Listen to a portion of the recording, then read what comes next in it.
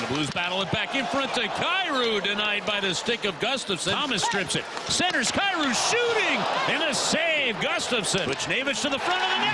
He scores! From Jake's face to Robert Thomas to Buchnevich, now to Jake's stick. And a power play goal has tied it for the Blues. 2-2. Neighbors gets the goal. Well, based on that return, you'd have thought that the St. Louis Blues won last night. They did not. They ended up losing the game 4-2. However, it was an important return for the Blues as Robert Thomas was on the ice for them. And Alex, I felt like it made a massive difference for the team. That top line was buzzing all night long. I thought they had a great game together overall. I thought it might have been Pavel Buchnevich's best game of the season. He was noticeable from start to finish. It's crazy how much of a difference. Kind of feels like how I thought it would be for the Cardinals this year, where you get a number one starter and they're like, oh, okay, now it all fits into place from there. That's Robert Thomas.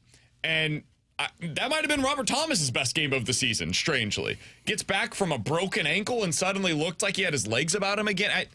I couldn't have been more impressed with the top line overall. So I know they lost the game, and we'll get into that. We'll talk about what it means, all that. But I just wanted to get your initial impressions to start things off today, Alex, of what you saw from Thomas, Kyrou, and Buch in their first return to action together. I saw the best line on the ice, and that's including Minnesota. I mean, for all the way up until like the 10-minute span in the third period, that top line of Kaprizov, Eriksson Ek, and Boldy were not effective. And that was because Robert Thomas and Pavel Buchnevich were locked up with them. And this is what we talked about yesterday. Not only are you getting back a faceoff, which, by the way, after the first period, Robert Thomas went 5 for 5 in the faceoff dot.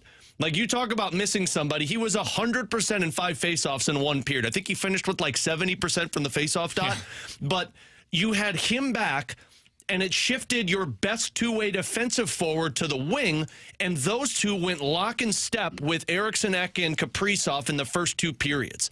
And they were everywhere. Like, that was the best opening 90 seconds that I have seen from the Blues this season, to where they had 4 shots on goal in 90 seconds.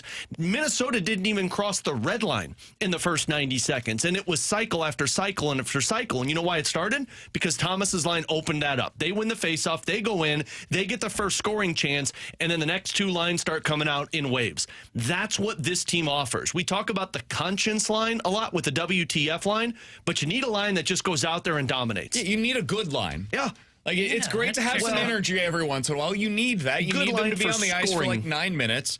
That top line did everything last night. Except they were good defensively. Yeah, well, they were good defensively. They were good at keeping the puck in the ozone. I actually thought there was a moment last night after the game when Robert Thomas was speaking, Alex, and I was like, oh, that's maturity. Like, we're seeing it in real time. He was asked about what he saw from the team, what they need to do moving forward, and he's like, we really need to focus on our ozone time. I was like, oh, wait.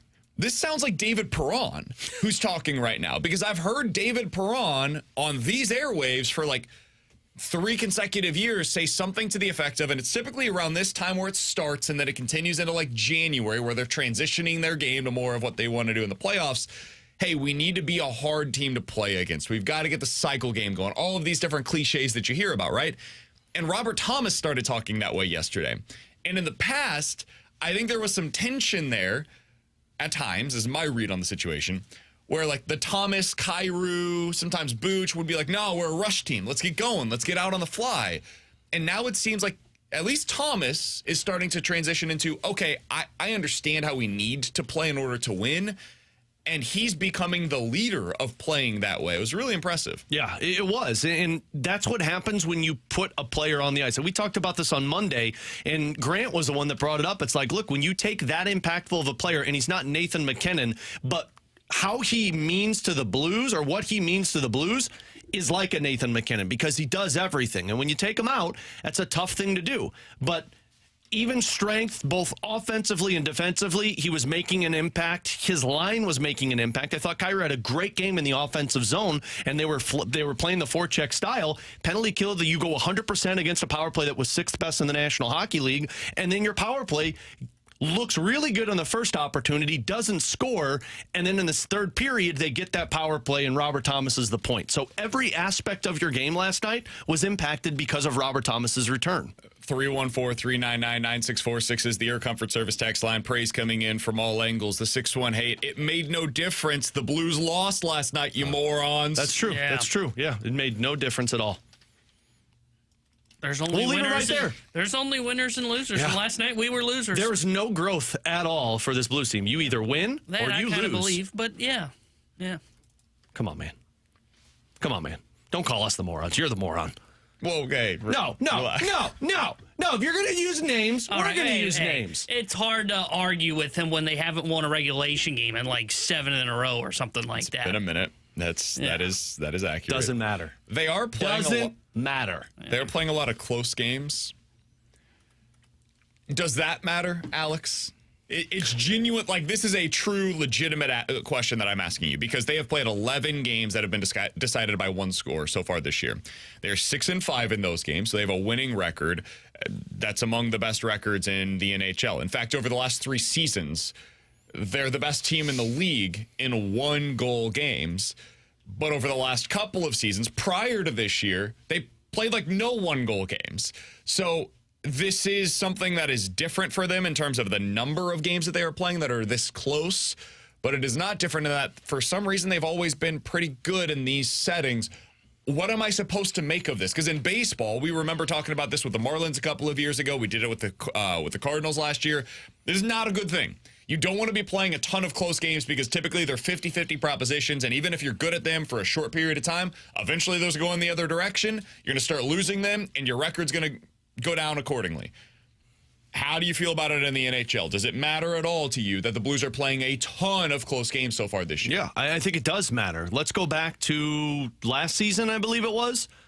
We all remember what took place, that when the other team scored, Blues were losing, and they were losing pretty bad. They were losing by 3 or 4 goals because they were 24 straight games when the other team scored a goal. They lost, and there was no chance of coming back in that game. Now, I'm not saying comebacks are good, but what I'm saying is there has to be steps forward and not steps backwards. Oh, so you're saying that this is about progress this year. You want to see progress. Yes, and to the 6-1 hate who called us a moron, it's not all about just wins and losses when you're a retooling team or stuck in the middle or however you want to label it. There has got to be steps in the direction of, hey, we're seeing progress. And that is what you have seen this season. Last night, for example, you tied that game up on a power play where your power play prior to the Boston game had not scored a power play goal on home ice.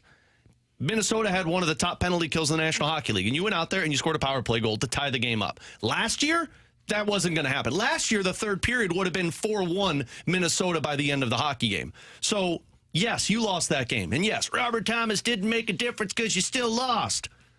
But your tone today is bad. It's bad. Grant had a tone with me yesterday, Really? too. Yeah, dude, you can't work with people. Grant is like one of the nicest individuals I know. And he had a could be all tone with your- me. There's a It little could be- BK in everybody. I just want everybody to know that. Yeah. It's in Well, there somewhere. I think it could that's be a t-shirt. his hopium on the Blues, you know? Like, you haven't won a game, 7 regular losses in a row.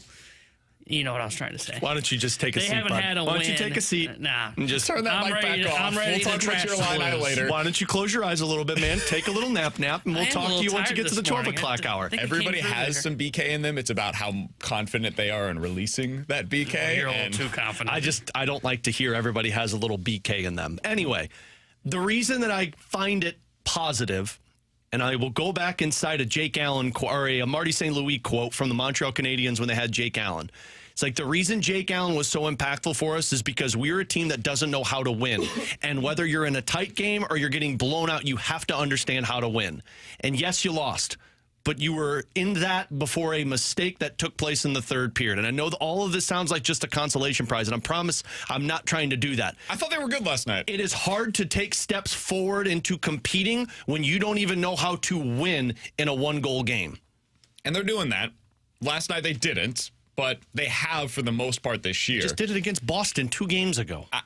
I think the Blues played a good game last night. And this is where it gets really difficult for me to assess. And we did the same thing at times with the Cardinals as well down the stretch. But, like, what am I supposed to make of that game where I'm, like, crushing the team? For what?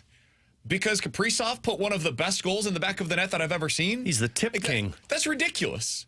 What he did on that play is absurd. And Jake Neighbors talked about it last night after the game, Alex, where he was like, you know what, let's hear from Jake Neighbors. Here's Jake Neighbors talking about the sustainability of what happened with that bounce. You look at that Kaprizov goal, like, what are the odds of a guy tipping that, if you really look at it, you know? So that's a goal that, you know, puts them up 2-1. You're chasing it a little bit, and, you know, and just the odds of that happening again are very low. So those are kind of the bounces we're getting right now, and we just got to stick with it. And not just that, that was the one that tied the game. Yeah. All right, I'm sorry, that was the one that made it 2-1, and then the Blues tied it. What are the odds of a shot going off of the butt of Nathan Walker as he's sliding to block a shot and deflecting into the back of the net? Not great. No. Like, you just, honestly, right now, and this is going to sound a lot like BK with the Cardinals, of you're just getting unlucky. Dude, the bounces are going massively against this Blues team. Kyrou has, what, 7 posts hit so far which this is, year? I believe, the most in the National Hockey League. Yeah, I mean, sometimes it's just, people don't want to hear it because you want to be able to say, like, that team good, that team bad, based on the wins and losses. So like the 6-1 hate. Sometimes you get bad luck. And the Blues right now, whether it's the injury luck that has really not gone in their direction this season, or the bounces that are not going in their way, they've been a little unlucky. Now, I also think they're an average hockey team. So when you combine the two, you end up 4 games below 500, which is where you're at right now. That feels right for them. When you combine the injuries, I think, overall average roster, and a little bad luck, this is probably where they should be. But last night, I didn't feel bad coming out of that game. Last night, I actually felt pretty good. Good effort. They ended up seeing some positive returns from that top line. I loved seeing Booch back on the wing. Perunovich, we'll get into him later. Hot damn, man. Playing with some real confidence right now in a way that I have not seen at any point so far in his NHL career. I don't know what it means long term, but I want to find out. Yeah. Penalty kill was 100%. Your power play goes 1 for 2, but in the first one had multiple scoring opportunities. Like, there were a lot of things that you look at and you say, wow, this team's not as bad as you think they are. But there's still those little mistakes that are taking place, and I can't deny those. They're still making dumb mistakes in games that are costing them wins and losses, and that's what they need to fix. They're missing a legit sniper. They need that. They are not finishing their opportunities right now, and that is something that shows itself almost every single game. They're missing that. They're missing Broberg in a serious way. They need him back on the ice, and we don't know exactly what the timeline's going to be for that, but until then, they're going to be lacking him because, man, watching Suter up there on that top pair, it looks like he's overexposed right now. It's not terrible, but he's a little overexposed. Joey said, though, that Broberg's off his crutches, so hopefully he's back sooner rather than later. Next thing is you're on the ice, right? That's how that goes. And I do think when he gets back, I don't need to see hey, he had great chemistry with Falk. Now get him up there on that top pair. Let's Ryan get him into a Suter's good thinking situation. that too. Exactly. So, it's like, hey, man, can I just not play 29 minutes tonight? There are legitimate things to look at and criticize with the Blues, but overall, I didn't come away from that game last night, despite the loss, feeling worse about them. In fact, I felt a little bit better about the Blues after that game. Same. He's Alex T-Bone on BK. Coming up next, we got to talk about this Jim Montgomery buzz, man. We got to stick with the St. Louis Blues because Monty was fired yesterday in Boston. We talked about it briefly on our show, Alex, but I want to get into this a little bit more because The Athletic wrote the following, quote, "The Blues are the clear-cut favorite to be Montgomery's next employer," end quote. Do we think that the buzz here is real? And do we think that the Blues should be going in that direction? We'll talk about that, hear from you as well. 314-399-9646 is the Air Comfort Service text line. YouTube chat is up and running at youtube.com/101ESPN STL. We'll talk about Jim Montgomery, the possibility of him being the next Blues head coach, despite there not being an opening here, next on 101 ESPN.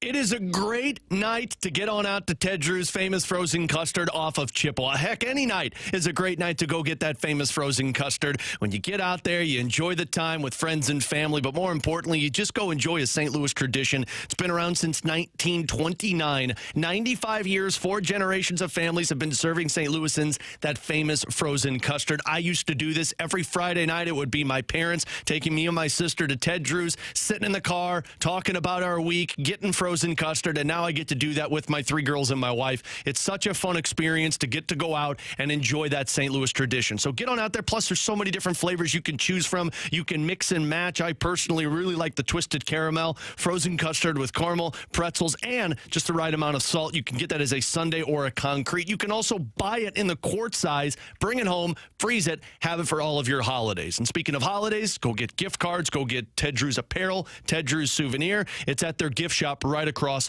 the parking lot. So go build those traditions at Ted Drew's famous frozen custard. It really is good, guys and gals.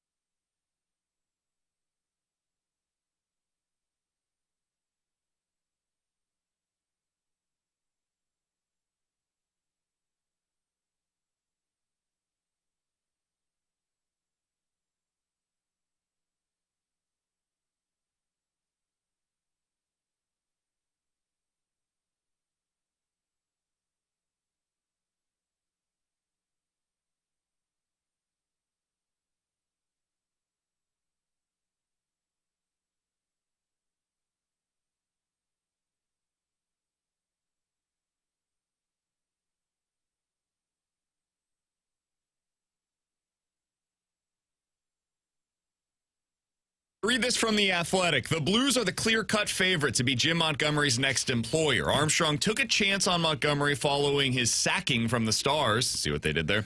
As an assistant coach to Craig Berube. Montgomery helped the Blues transition from a defense-first team to a go-go attack. Montgomery also gets along well with Pavel Buchnevich, who has struggled for traction this season, and he also helped Robert Thomas and Jordan Kyrou become the go-to offensive players with the Blues. His wife, Emily, is also from St. Louis. The family still has a home in the area, end quote. Again, that comes from The Athletic. The big news yesterday in the NHL is that the Boston Bruins have fired former Blues assistant coach Jim Montgomery.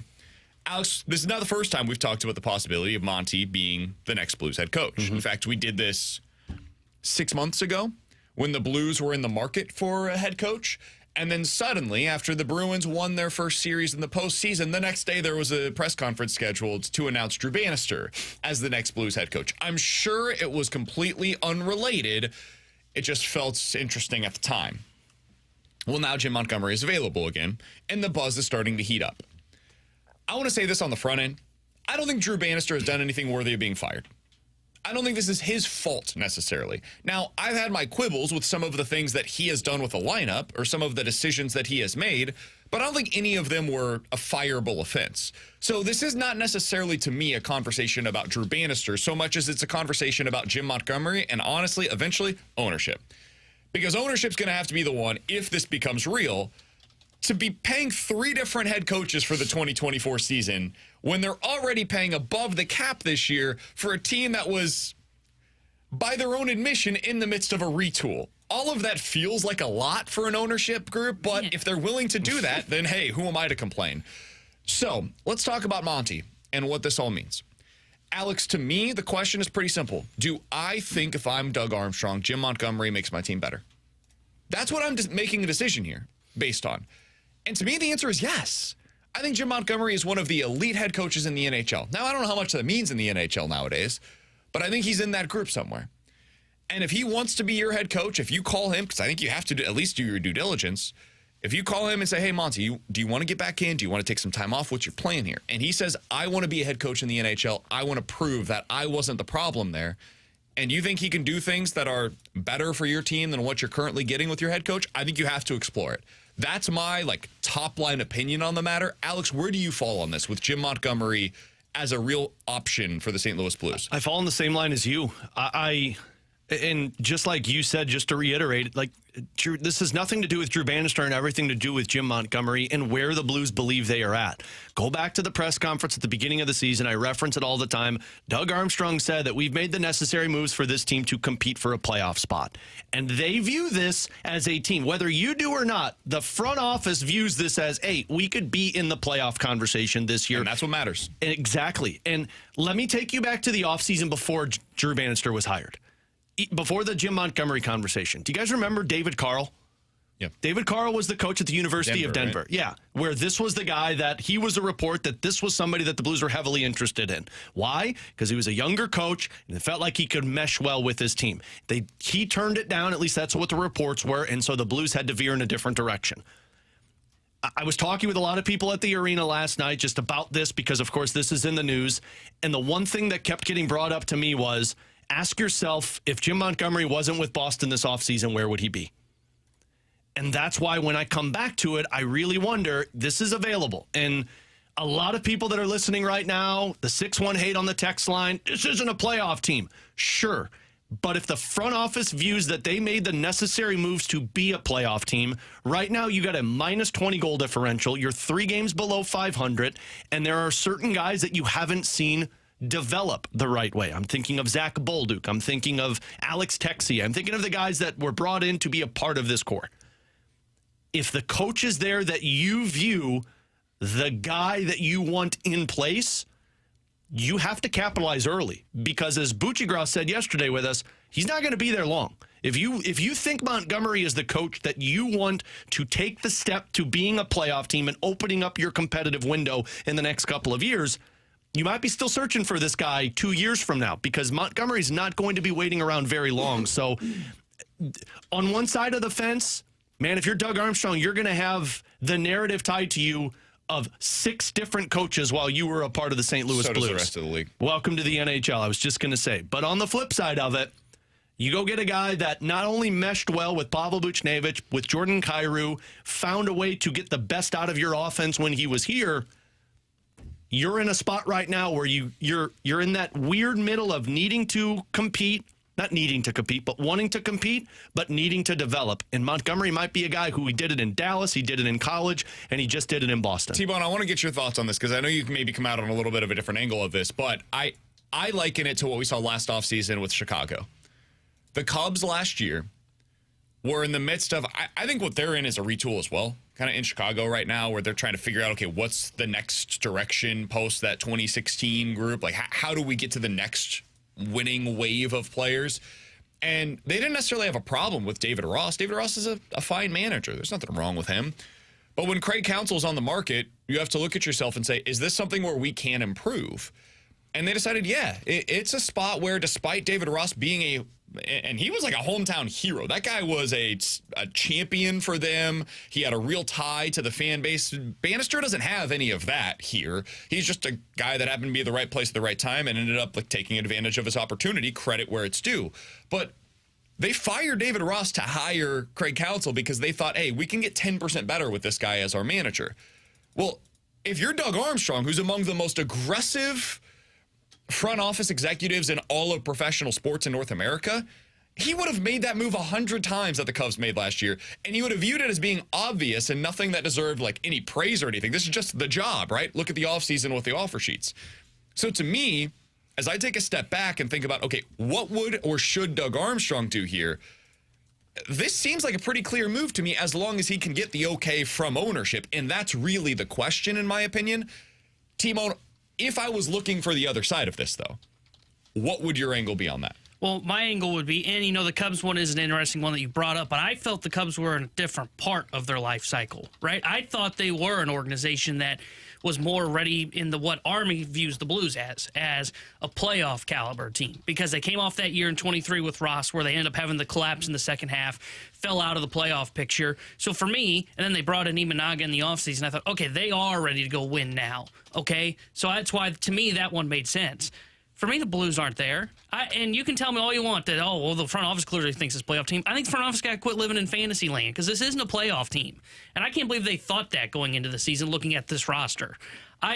This is not a playoff caliber roster. And though I do agree Jim Montgomery is probably a better coach than Drew Bannister, even though I think it's a little unfair to even say what Drew Bannister is as a coach yet, when I don't even think he's been the head coach for a team for 82 games, a full season. He's been a head coach for 74 games, and 54 of those were as an interim.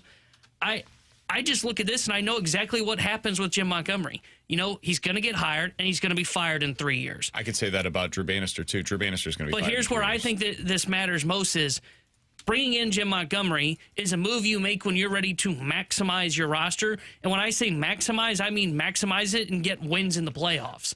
I don't think you're getting that with this roster.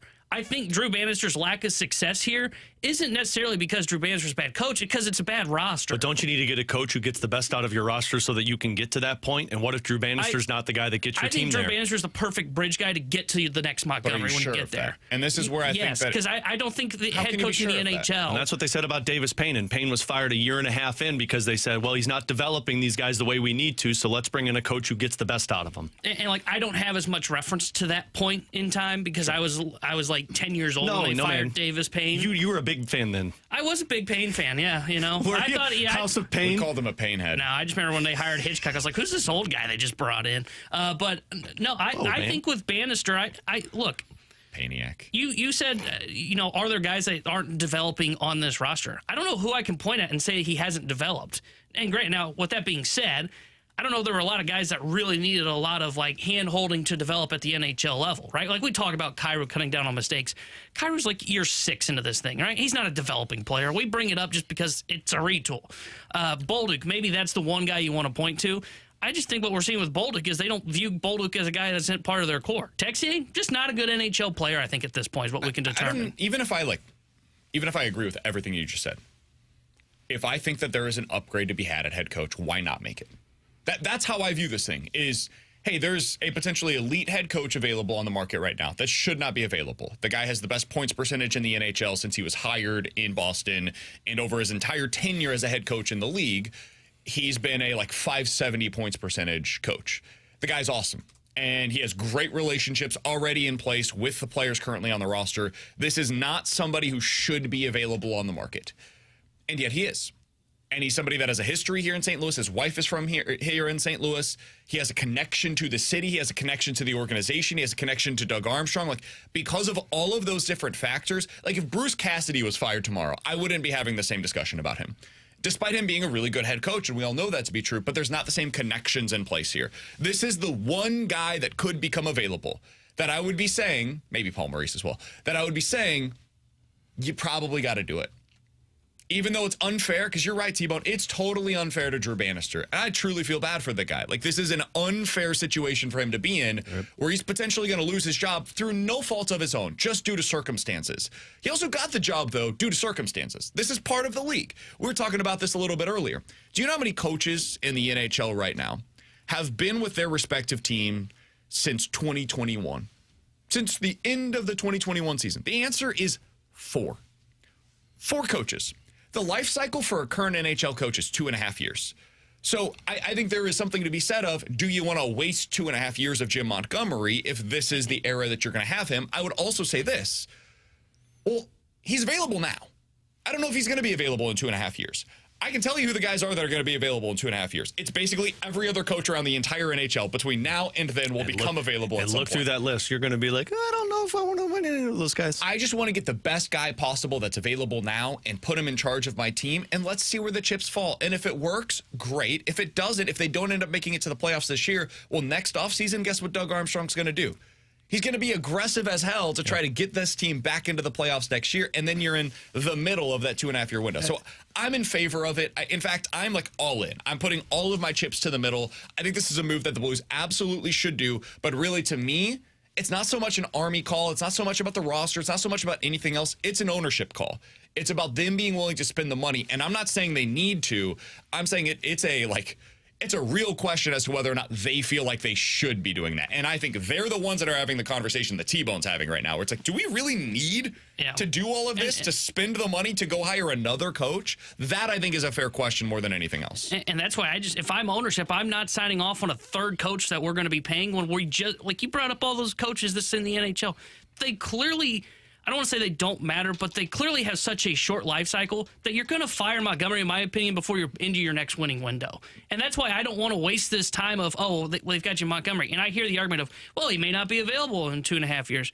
Guys, there's a lot of coaches like Jim Montgomery. We're acting like it's the Lincoln Riley or the Bill Belichick that's available out there. That when he gets brought in, was 2 years ago. You guys are acting like he gets brought in, he's here for like the next 5-10 years, like John Cooper. The next 3. I don't think they're winning in the next 3 years. I disagree with that. And I don't think they're winning now. I think it's a waste of the Jim Montgomery effect. But that's what you think, though. They would say, we do view that we're competing in a few years, and we need to get there with our roster. I think if you're competing in the next few years, and when you get to that point, you then go get that coach. Yeah, but you can't compete in a few years unless the roster now knows how to compete in the playoffs. Like, if you miss it for 2 years, like let's say you miss the playoffs again this year, and then you stick with Bannister and miss the playoffs again next year. What you've just done is stunted the development of 2 years for guys that need to feel playoff atmosphere so that when you get to the playoffs, you're ready to compete. Let me ask you this a different way, T-Bone. If you're Doug Armstrong and you go to ownership and ask for the good graces to go out there and make this work, right? Make the contracts work. And they say, yeah, you're good. Whatever you need to do to build the best team possible, go do it. We're signing off on all of it for you. You're not going to hire Jim Montgomery? Like, you are choosing to, like, let's say Montreal is the other team that's interested in him potentially, which is another team that's been rumored out there. You would then say, you know what? I'm good with Drew Bannister. I'm just going to keep this intern. He wants to come here. I have the money to make this thing work. Like, there's no other issues here on the table. It is simply a decision of, do I keep Drew Bannister or do I hire Jim Montgomery? You would stick with Drew Bannister. I would stick with Drew Bannister this year. I don't out of curiosity, what, like, if you were to put the elevator pitch as to why you're sticking with Drew Bannister, why is it specifically that you would do that? For me, to me, when you hire a coach like a Montgomery, you hire we've seen teams do this a lot. Like Sheldon Keefe just went to the Devils. The whole idea of bringing in the veteran kind of recycled coach is what he is. I mean, he falls into that category now. This will be his third team.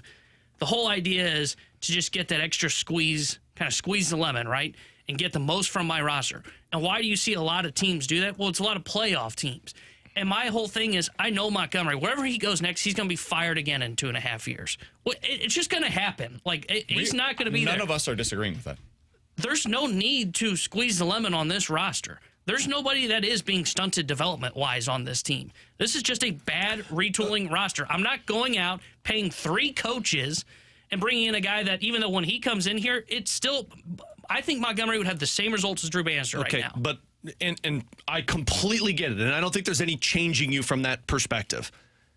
But if I can try and sway you, what if Jim Montgomery is the guy that can untap Jordan Kyrou to the next level, can untap Pavel Buchnevich to the next level? What if he is that guy? Well, this is where we're acting as if Kyrou's having a bad year then, right? I think Kyrou's having his best season as a St. Louis Blue. You know who the head coach is right now?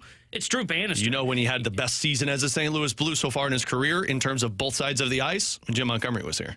Well, I would argue that he didn't have this aha moment, and I don't know if it's tied to Bannister. I think it's more tied to the no comment on Craig Berube's firing. Turnovers that result in goals. But hey, man, Drew Bannister took over and Kyrou took off. Drew Bannister's still Hiller. Kyrou's having his best season as a St. Louis Blue, in my opinion. I disagree with it. You're making a fair point. And these are the things that they've got to be talking about internally right now. And whoever it is that Army's talking about, whether that's Alex Steen, whether that's ownership, whether that's Shirelli, whether that's Al McInnes, like whoever his core group, he talks about this all the time, right? Whether that's Kachuk, whoever these people are that are around him, that he's having the conversations about what do we do here? Because it has to be a conversation. You have to, there is a meeting that is being had somewhere where Doug Armstrong is wondering, is this something that we do? And there should be zero leaks that get out from that meeting, and we should never hear about it in the rest of our existence. But that should be happening, and knowing how the Blues operate, I guarantee it is. And then it becomes a decision of where do they come out on this? Do they come out like T-Bone is, where he says this would be a waste? Why would we pay for another coach? Why would we bring this in when Bannister's doing fine?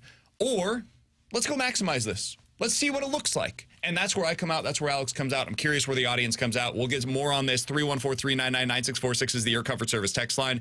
In fact, the mic drop features on the 101 ESPN app. We're going to talk about this in the 12 o'clock hour as well. Would you guys be in favor of the Blues canning Drew Bannister through no fault of his own in favor of hiring Jim Montgomery, who is now on the market? We'll get into that coming up at the 12 o'clock hour. We'll get to questions and answers at 11:45. But coming up next, Oli Marmol. Was there an actual argument for him as a top 3 manager in the National League last year? At least one voter seemed to think so. We'll tell you about it next year on 101 ESPN.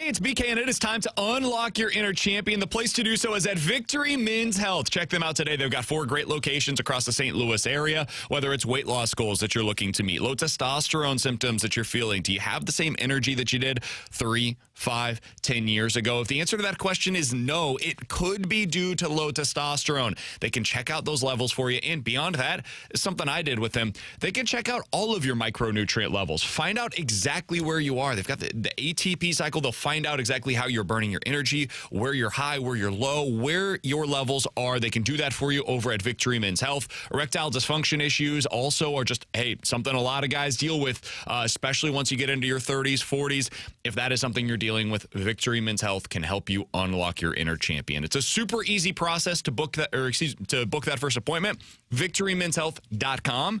Put in your name, email, phone number. Tell them BK with 101 ESPN sent you, and tell them exactly what they can do to unlock your inner champion today. It's Victory Men's Health and VictoryMen'sHealth.com.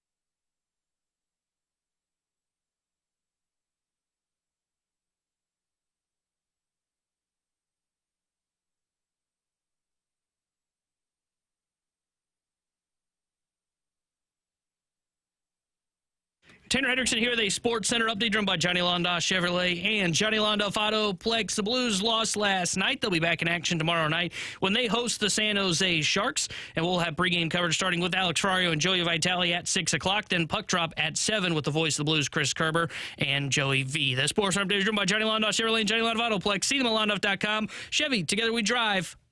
Are you kidding me?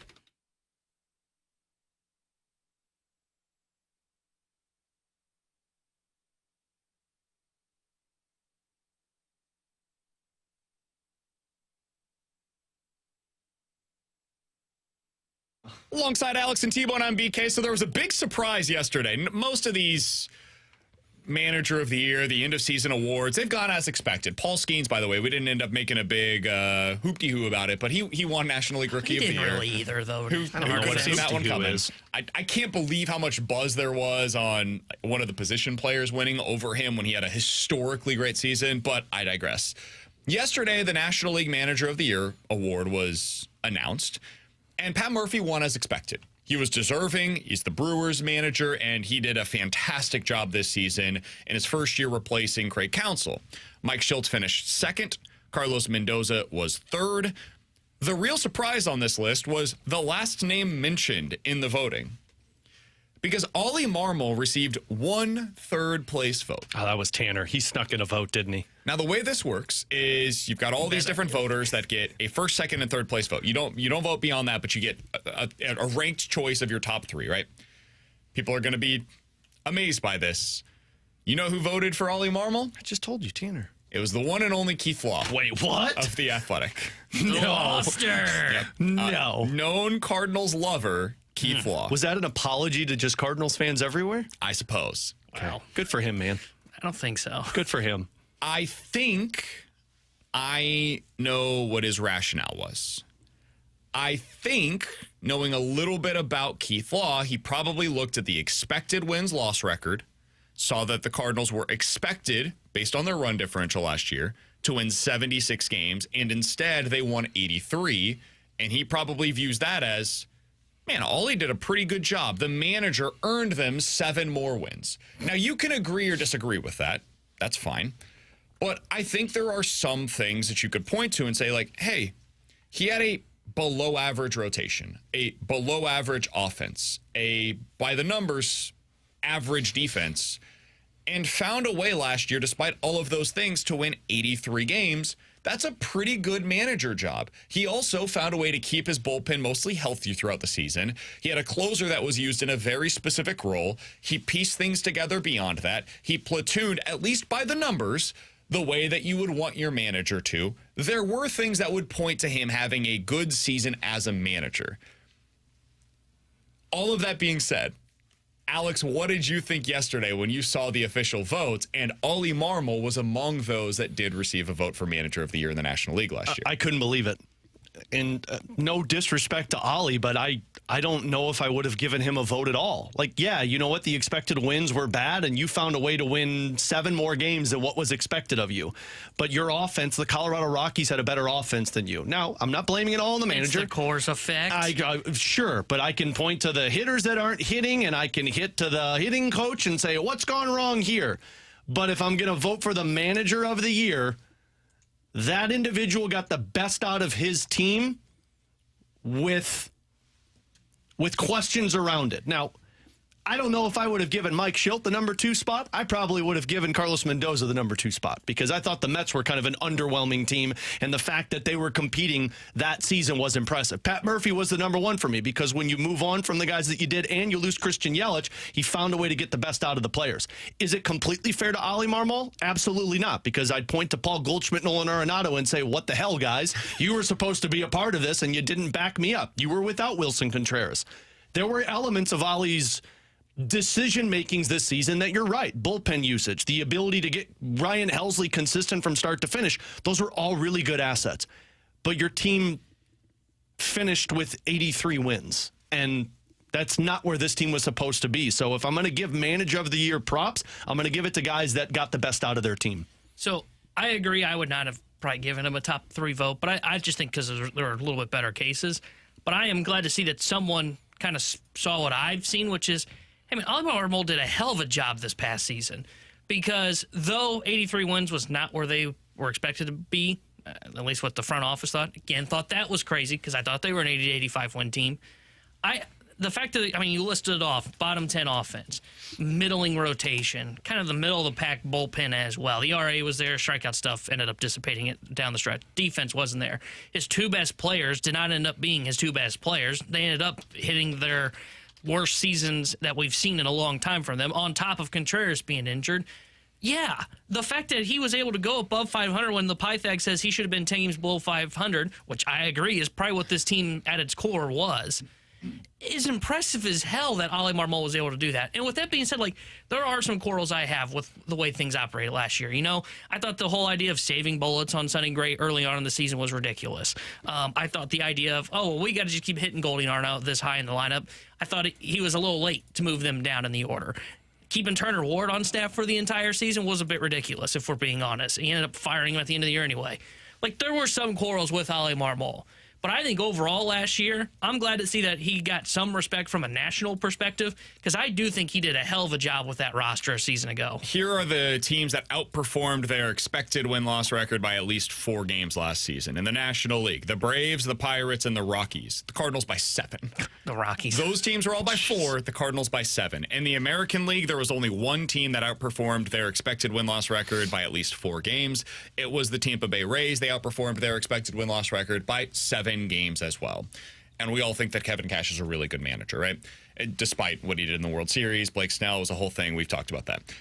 I think it was just a good year for Oli, man. I do. I think that there, to your point, T-Bone, there were individual moments where you can question, and we did. And there were individual things that they did as a team that were frustrating. But overall, I thought it was a good year for him as a manager. I would not have voted for him top 3, just full disclosure. I wouldn't have had him as a top 3 manager in the National League this year. I thought it was cool that he got the acknowledgement, though, by somebody that, hey, this guy had a really good year, and it deserves to be discussed as such. So if nothing else served as a discussion point yesterday, Oli Marmol, a top 3 vote for manager of the year in the National League this year from the one and only Keith Law. My guess is it was because of that expected win-loss record. It's also possible that he was trying to vote for Mendoza and hit the wrong button. Oh, yeah, I have seen that before. Yeah, I've done that. I've done that plenty of times. I don't remember who, wasn't it a bullpen arm like Rick Hummel voted for? Rick Hummel voted for a bullpen arm from the Cubs. As an MVP? I can't remember if it was MVP or Cy Young, but he did that on accident because, Okay. God, that'd be really awkward if we get Keith Law on and be like, Keith, what was the reasoning behind Oli Marmol? I thought I hit Carlos Mendoza. All right, cool. Thanks, Keith. With Alex and T-Bone, I'm BK. You got BK and Ferrario here on 101 ESPN. In 15 minutes, I am going to get on my high horse because I'm sick and tired of hearing some of the arguments that are being made with this college football playoff rankings. We got to discuss that. We'll get into that coming up the top of the hour. Questions and answers coming up next here on 101 ESPN.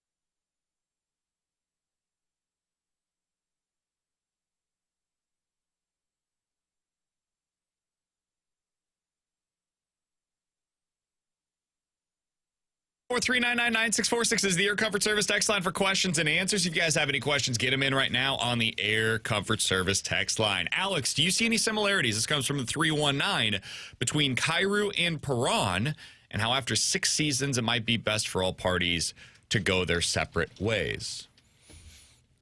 Man, I personally don't feel that way. Yeah. But I'm not Alex, so I'll go ahead and let you answer. Go ahead, buddy.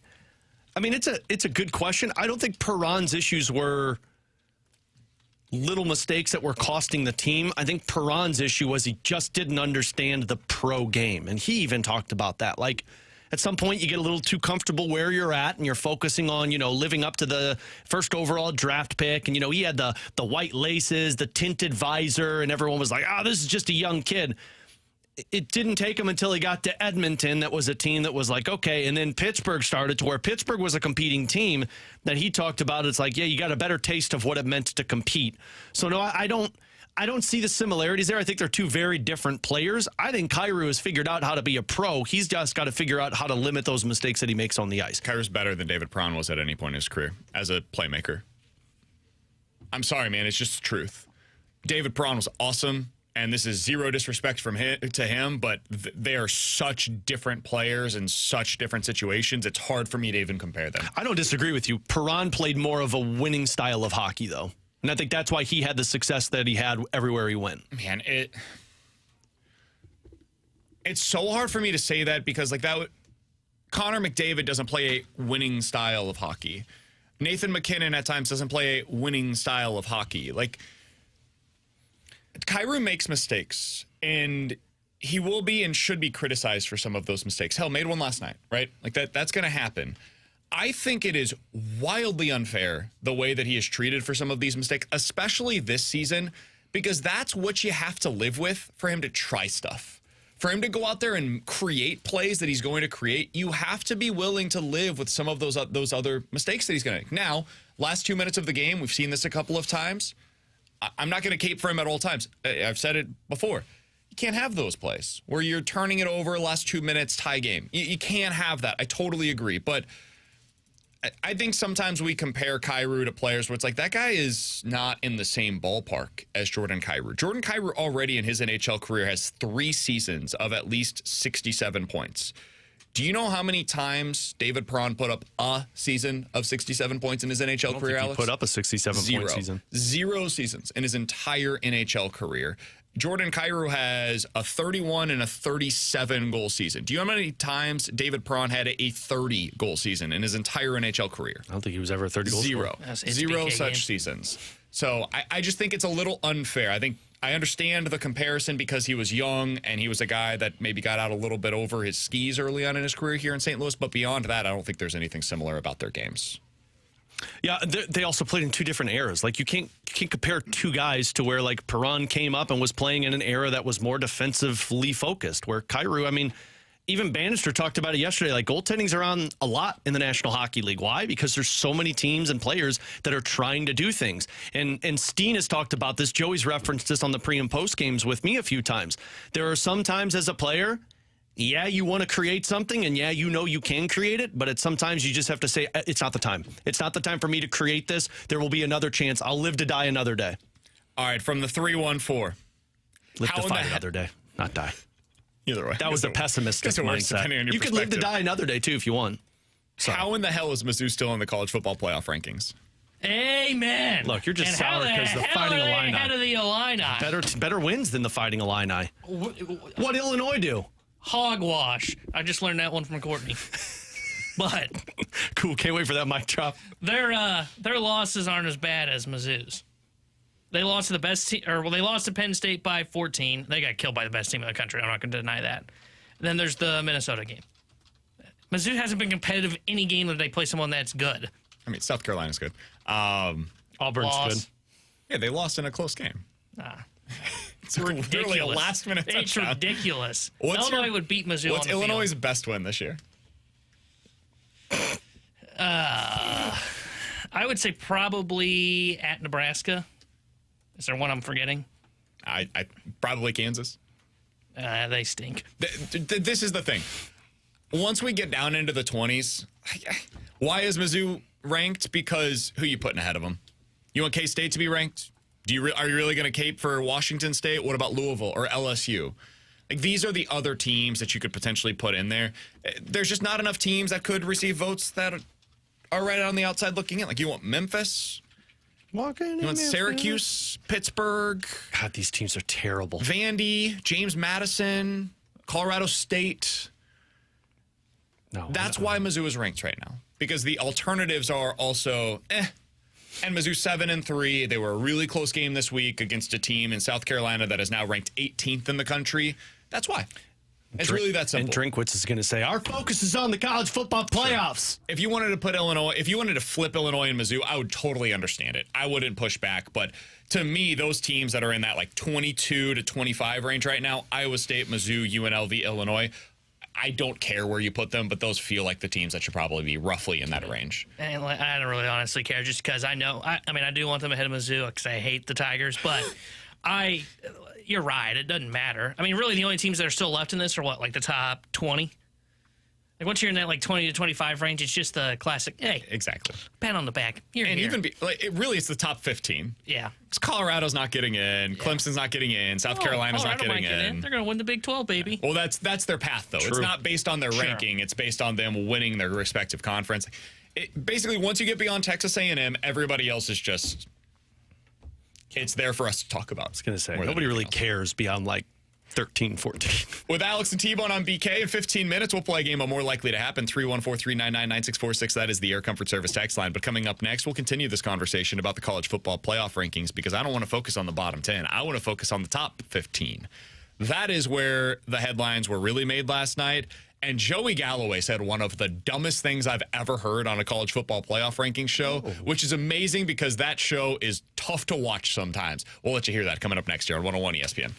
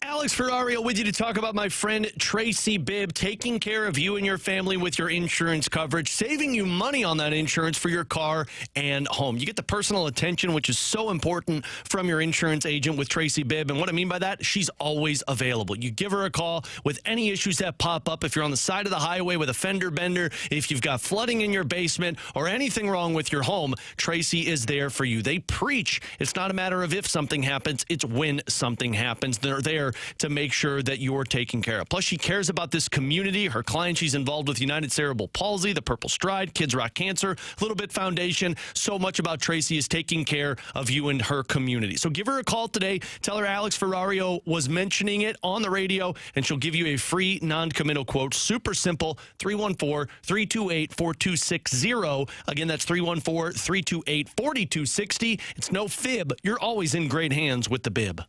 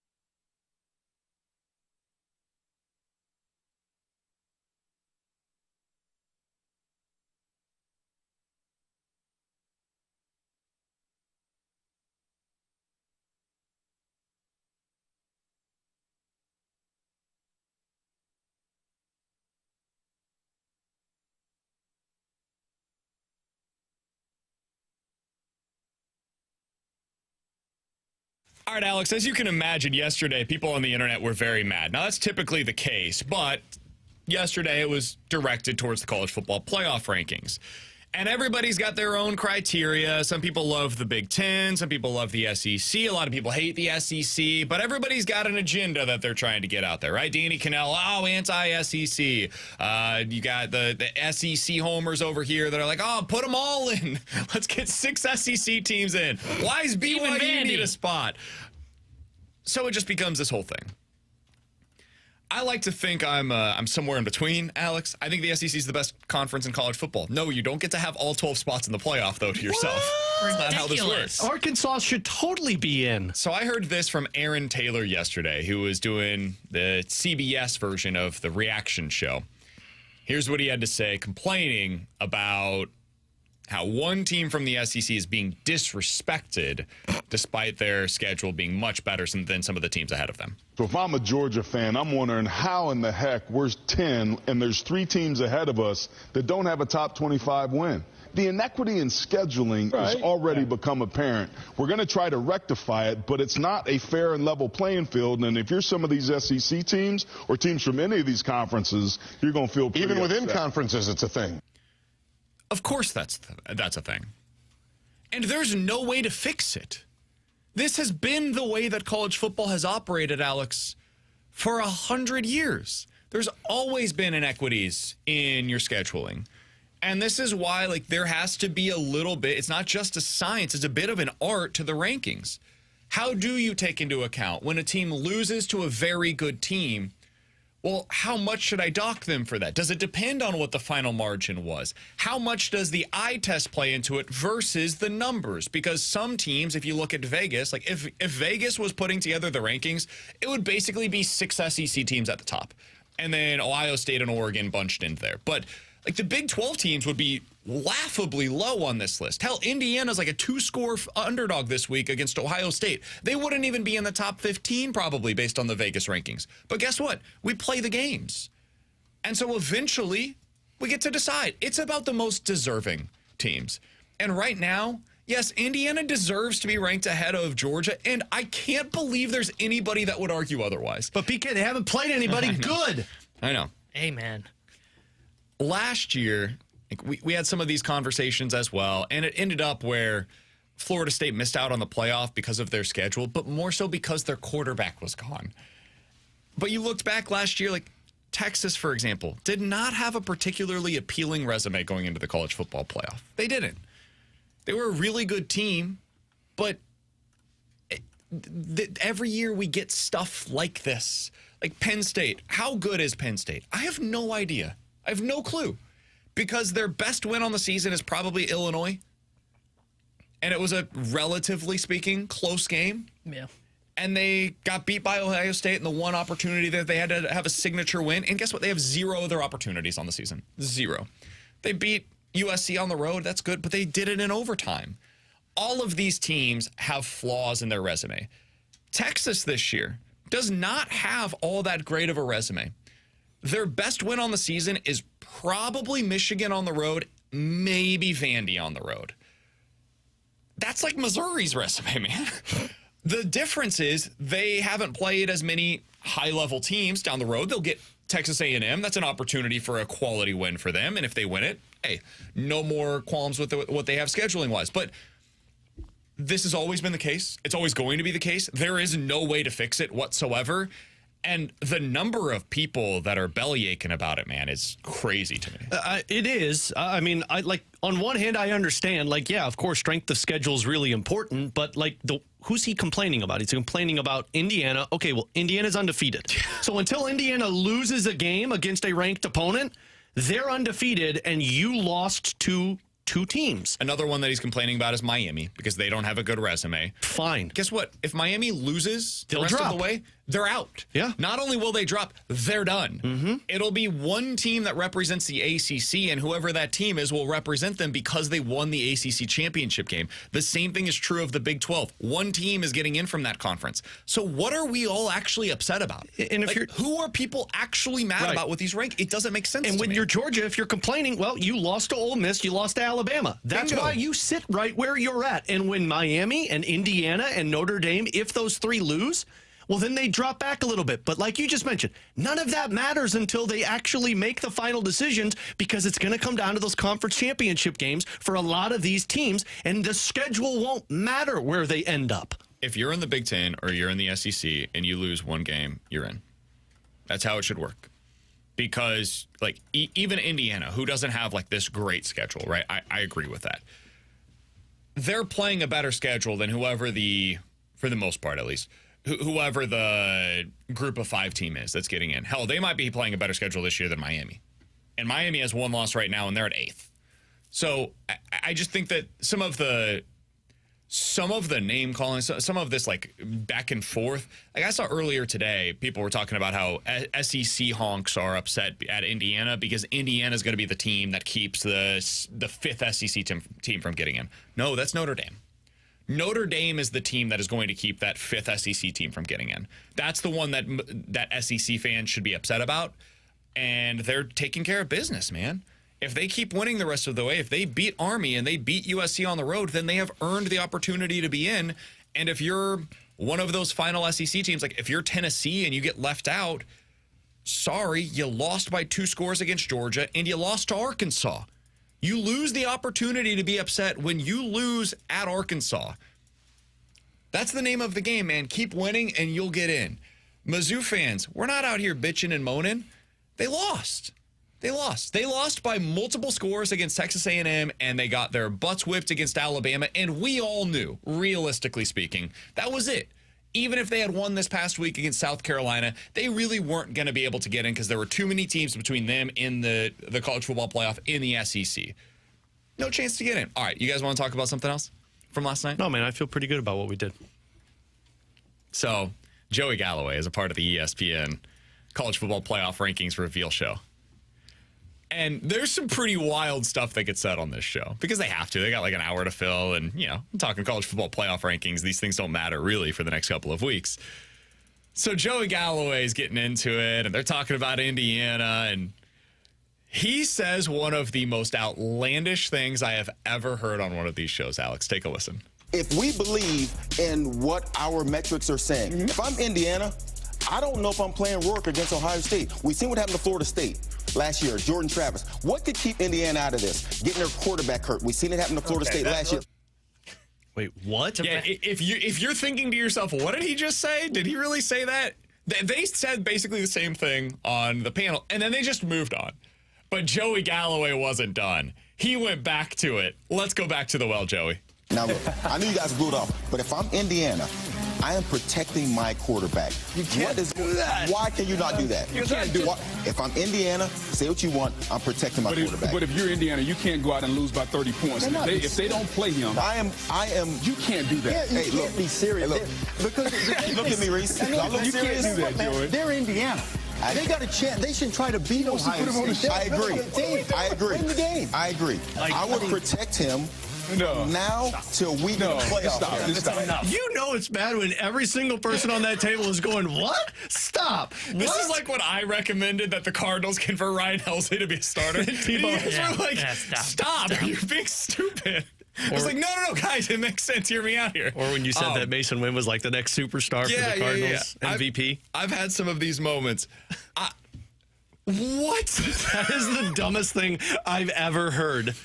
They should bench their starting quarterback out of fear that he's going to get hurt to save him for the playoff. I hate to break it to them, like but every game. yeah, what I are we hate to talking break about? it to you, but your playoffs might be in jeopardy if you lose to Ohio Yeah. State, man. Like that's the thing that's wild to me because I remember. I think We've it run might out have of been- things to talk about with the college football playoff. These guys are rankings. just mad. I think it was Booger McFarland in there. Well, the 4 of them were like, "What the hell is this guy talking about?" If Indiana gets killed in that game, they have there's a legitimate argument they fall out of the playoff. Yep. Well, you know how you, in theory, don't get killed in that game? By playing your starting quarterback, who's been really freaking good. Eddie over in the YouTube chat said it should be noted that Joey Galloway went to Ohio State. That could be part of this as well. Okay, so he's worried. Because if they lose this game, Homer. now you have 2 losses in the Big Ten. I think they probably still get into the overall playoff. But at that point, Ohio State is no longer going to be a part of the Big Ten championship game, which potentially puts them out of the running for the bye and the home game that comes after that. So I've heard- maybe that's what's going into this. I don't know. He's playing 4D chess, and the rest of us can't see it. I've heard some dumb-ish because I do this show with BK, but come that might be the worst I've ever heard. Coming up in 15 minutes. Are the Blues Second actually in was their healthy winning starter. window right now? T-Bone certainly thinks no, but the Blues might say yes. And if so, what does that mean for Jim Montgomery? We'll talk about that in 15 minutes. More likely to happen is next here on BK and Ferrario.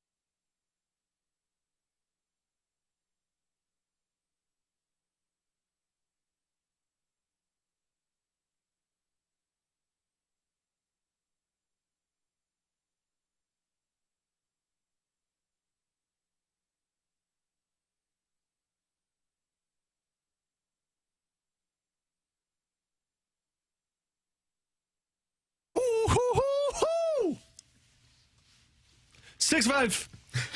What are you doing We over have a there, lot going Brandon? on in the There studio. was so much. T-Bone typically gives us a heads up when we're coming back from break. Yeah. 314-399-9646, Air Comfort Service text line. You can We also did get not on get that. I was in the middle of eating my lunch. a YouTube channel at 101 That ESPN smells STL. disgusting, by the way. No, it smells great. I Apologize. smell a little hint of lemon, some onions, That might be what I and a smell. little peppers. Are there peppers in there? Oh, yeah. That's what I'm talking about. I'm like Ratatouille these days, man. I can Feta cheese, smell food. cucumbers. Okay, well, I'm out on See, feta it cheese. Sounded like the most Brandon lunch you've ever heard of. A little It actually parsley, smells pretty some good. basil, And a partridge in a pear tree. and then some pasta. So it's pasta salad. Yeah. Anyways, 314-399-9646 is the Air Comfort Service text line for more likely to happen. You guys give us two scenarios. We'll tell you which one is more likely. More likely to happen, Alex. Jim Montgomery is the Blues head coach by the end of the season, or Oli Marmol is the Cardinals manager in 2026. Wow. You're making me real project here. I'm going to say more likely it's Montgomery this season. I don't think there's any scenario that Ollie's here beyond this year, mostly because that's when Chaim Bloom takes over. And depending on what the season looks like, my guess is it's not going to be very competitive. I was the top 3 manager in the National League, according to at least one voter, sir. Oh, yeah. Who probably clicked the wrong button, but it's fine. We'll confirm that later next week. I think Chaim Bloom's going to start that one fresh. And this feels more like the Montgomery side of things. Maybe you can start new with when Steen takes over with the guy that could already be in place. I think it's more likely Montgomery will be the next Blues coach or be hired before the end of the season because it just all the connections make sense. I'm not like trying to deny those, even though I wouldn't do it, but all those connections make sense, and I could totally see when Chaim Bloom takes over, he wants his manager. So I'll say more likely that Montgomery's the head coach for the St. Louis Blues this season. I think Monty's going to be the head coach of the St. Louis Blues this year. We'll see if it happens. My guess is if it doesn't happen, it'll be an ownership call. By the way, it's something we should clarify from earlier today. I said that they would potentially be paying 3 coaches. Sounds like based on stuff that sounds like Craig Berube is not being paid by the Blues anymore. Correct. I'm guessing there was some kind of this was language in a final contract. The Maple Leafs are paying Berube, the Blues are not. So it would just be Bannister plus Montgomery. And that is, in my opinion, a really important factor here. But I think Monty's going to be the next head coach of the Blues. Alex, what do you got? Guys, more likely to happen. The Blues power play figures things out and finishes top half of the league. Penalty kill finishes top 10 in the National Hockey League for the Blues. Power play top half, penalty kill top 10. And right now, I believe... I think penalty kill. Power play is 26th, I think, and the penalty kill is like 22nd. I don't think they have the personnel for the power play to be top half. So I'll go penalty kill because I do think they actually have the personnel to be a pretty good PK. Yeah, I would agree with that. I think the PK one's the one that I would back to because I just, though I do like, especially what we saw last night with Thomas quarterbacking the power play, number 1 power play unit does allow Falk to be more of a one-time shot. I agree. I don't think they've got the personnel. I don't think it's anything that like the coaching staff is doing because there's not a whole lot of X's and O's that you could really change for a power play. You don't have that elite shot on the power play that you need to be converting. Yeah, both spots. So your 15%, 19% would be the top half of the power play, and the penalty kill would be 80% in the top 10, and you're at 77%. I'm with you guys. I'm going to go the penalty kill here, but it would not surprise me if this power play gets a little bit more flow to it now that you've got... What I liked most about that last night was you had 2 one-timers.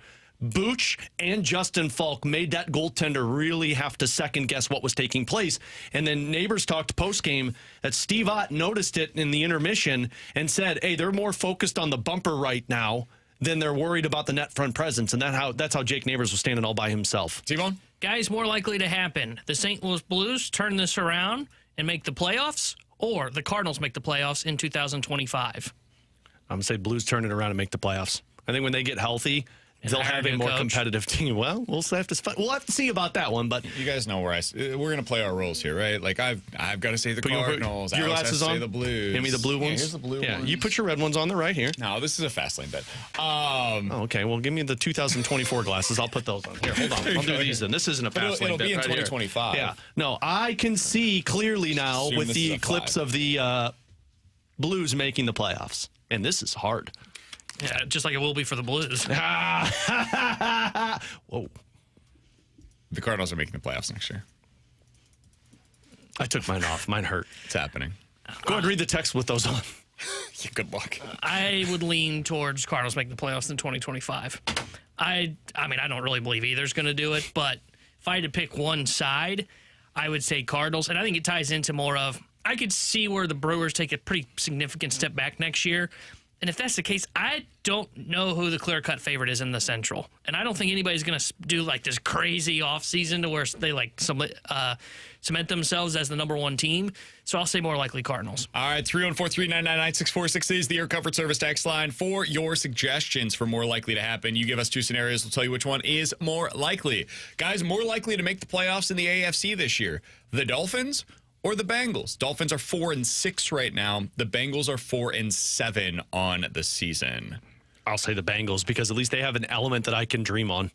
Dolphins have nothing I could dream on. Really? Their offense has not been very interesting. Their defense has been bad. At least I could look at the Bengals offense and say, yeah, you might outscore your opponent. Bengals remaining strength of schedule. They have 2 against Pittsburgh, Dallas, Tennessee, Cleveland, and then Denver head-to-head. Miami's finishing schedule. New England, twice against the Jets, Green Bay on the road, Houston on the road, San Fran at home, and then at Cleveland. 2 wins. There was 4 wins there. No too, way. I think. They lose one of them against the Jets. I don't even think you believe No, that. I don't. They lose to the Patriots. The Jets wanted to bench Rodgers like 6 weeks ago, apparently.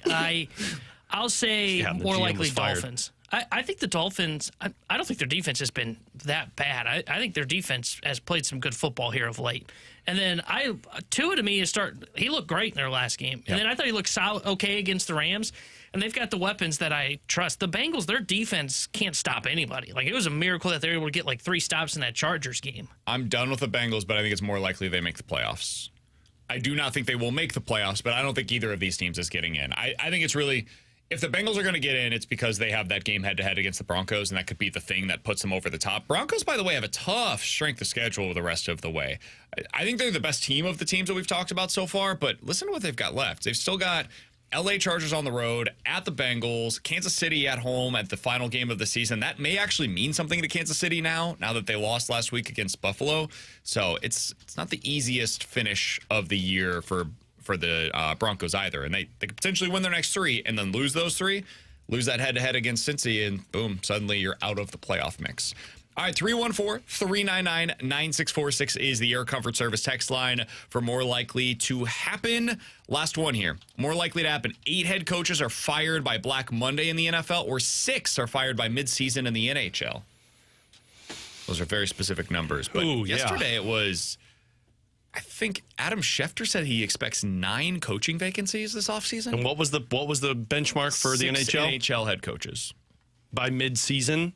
It feels like a lot in season. Yeah, I'm going to say the NFL. I think you'll probably see 2 more coaches fired by midseason in the NHL. I think Mike Sullivan's probably on his way out in Pittsburgh, and somebody is going to let go of their coach to bring in Jim Montgomery before the middle of the season.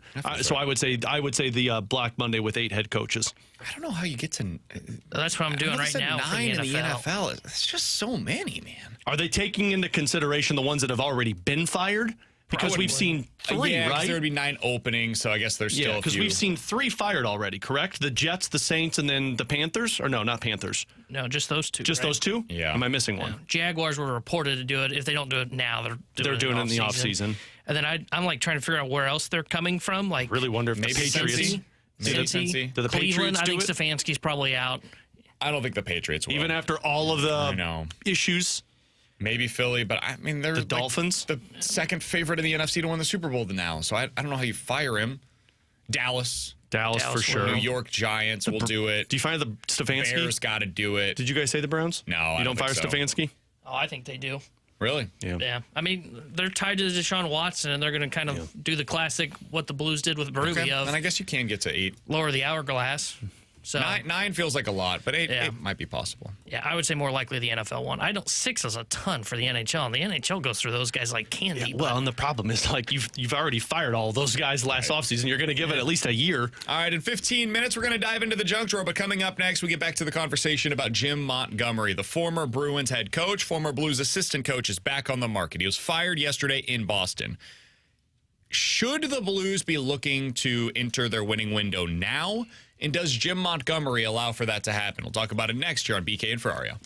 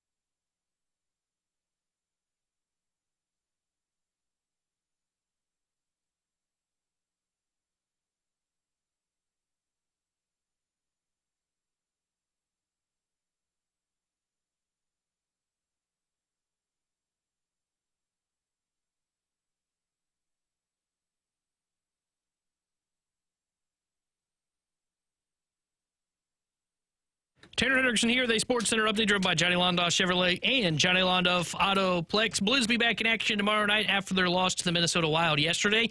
We'll have pregame coverage starting at 6 o'clock with Alex Ferrario and Joey Vitale. The Joey will join Chris Kerber for Puck Drop at 7 as the Blues host the San Jose Sharks. The Sports Update is driven by Johnny Londoff Chevrolet and Johnny Londoff Autoplex. See them at Londoff.com. Chevy, together we drive.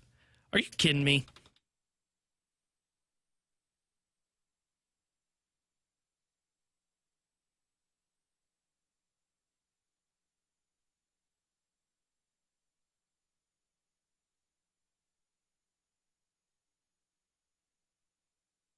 Alongside Alex and T-Bone, I'm BK. So the St. Louis Blues do not have a coaching vacancy, and yet national reports are connecting them to the biggest coaching candidate that's out there right now. Jim Montgomery was fired by the Boston Bruins, and I think what's happening right now is completely unfair to Drew Bannister. By the way, Bannister will be on with the Fast Lane coming up later on this afternoon.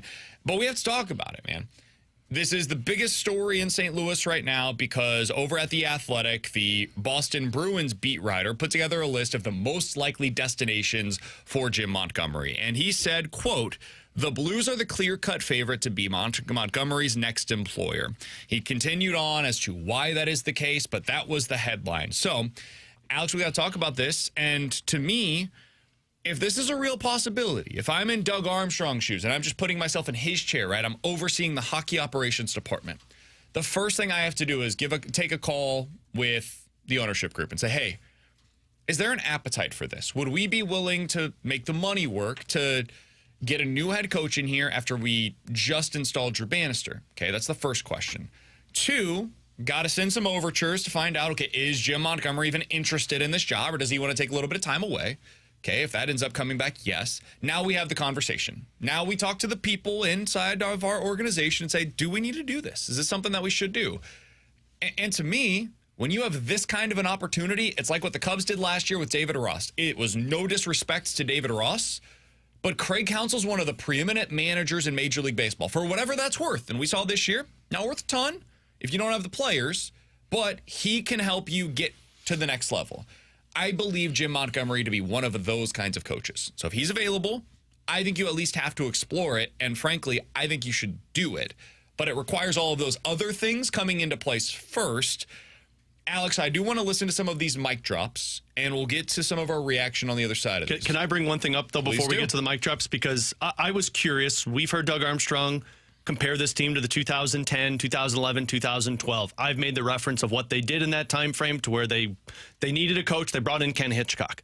This was a quote from Doug Armstrong when they brought in Ken Hitchcock. And I'm only reading this because just listen to the quote and then picture where the Blues are at. It's something when I looked at our team and saw the way that we were progressing, there were postmarks that you look for in management. I felt where we are at right now, we needed an experienced coach, someone that could guide this younger team to the area it wants to go. I felt that when I wanted certainty of a head coach with a proven track record, a winner, to push these young players and push this organization to the next level. Again, that's a really interesting quote. I'm not, this sucks for Bannister. This has nothing to do with Drew Bannister. But that was an area where the Blues had a young group. Remember, I referenced this with Langenbrunn. You had 18 players, 25 or younger. You've got 10 of them right now on this Blues roster. They viewed that window as, hey, we feel we aren't progressing. Now, it's 20 games into the time he's been coaching.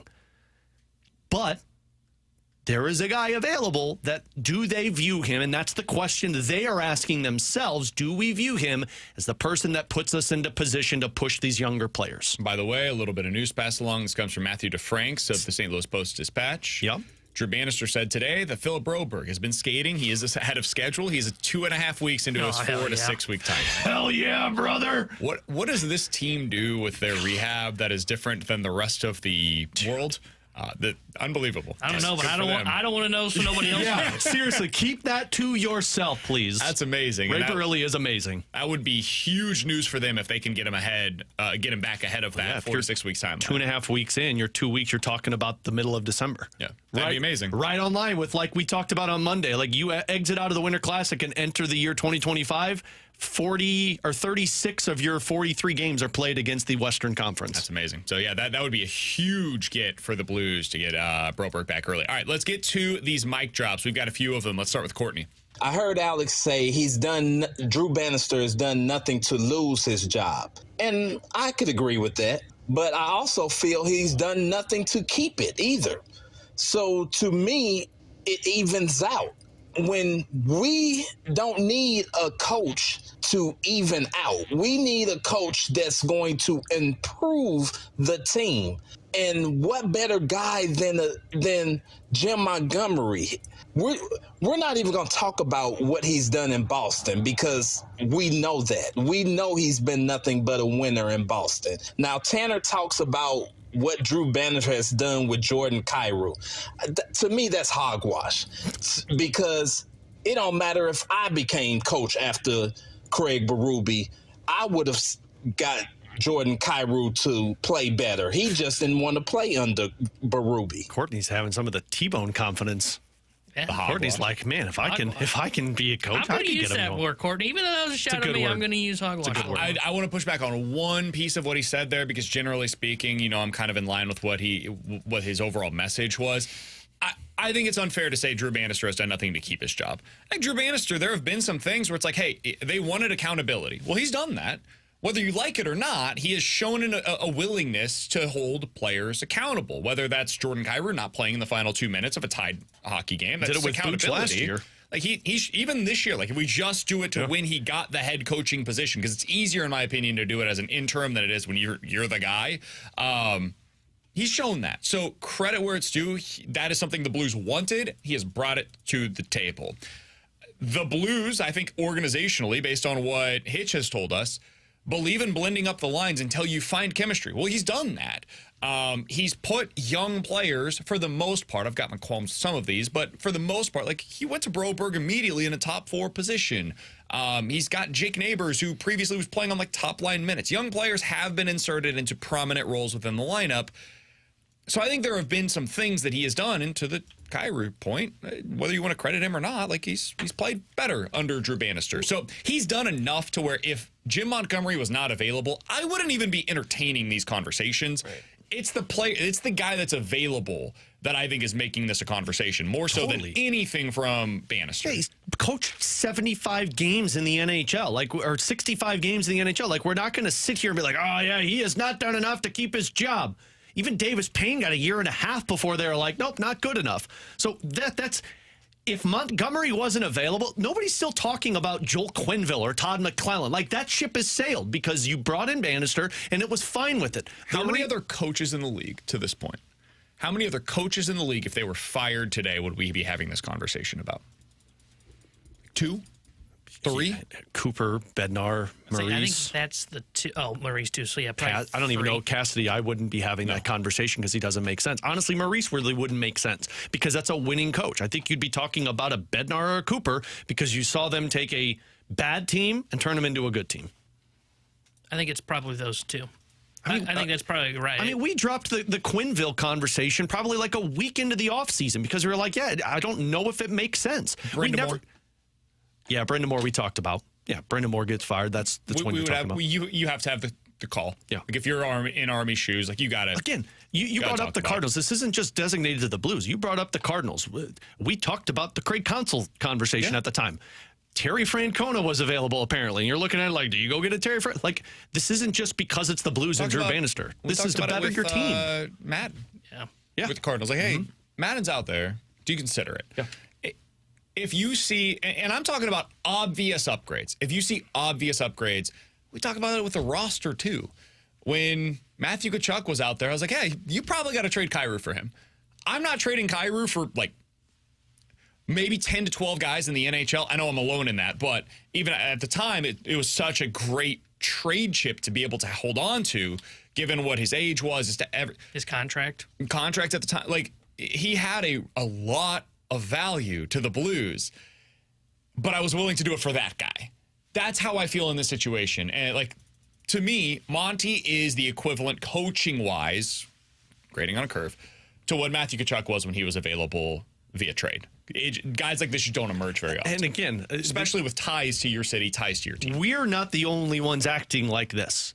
I was listening to... I'm keeping Bannister, you're right. No, what I'm saying is I was listening to a podcast the other day. It was on The Athletic, and they said, look, Monty's not making it to Friday. And if that's the case, it's not just like St. Louis is like, well, we're the only team, and Monty's just going to be a free agent until next season. Like, no, there will be teams that view that the exact same way. It's just the nature of this business. Let's go back to the mic drop feature. Let's hear from Dan. The last time the Blues were in the playoffs, Jim Montgomery was behind the bench. The last time the Blues were above league average on the power play and were ranked number 2 in the league, Monty was behind the bench. Booch, Thomas, and Kyrou all became point-per-game players in Monty's last season as an assistant coach. Fast forward, and the team is very different. But since he left, they've failed to make the playoffs, and it's not looking great right now. They've failed to crack league average on the power play, and none of those 3 players are on pace to be point-per-game players this season. The roster itself is not Bannister's fault, but not getting the most out of the team is. And frankly, trusting the development of Dvorsky to Bannister would be a terrible idea based on how he has handled Bolduc. Well, the one part that I'll push back on some of that. I was going to disagree. Both Thomas and Kyrou are on pace to be point-per-game players right now. So, like, you've got that. Beyond that, like, I agree with the Bolduc criticism. I think it's fair. There's a real conversation to be had there. I would...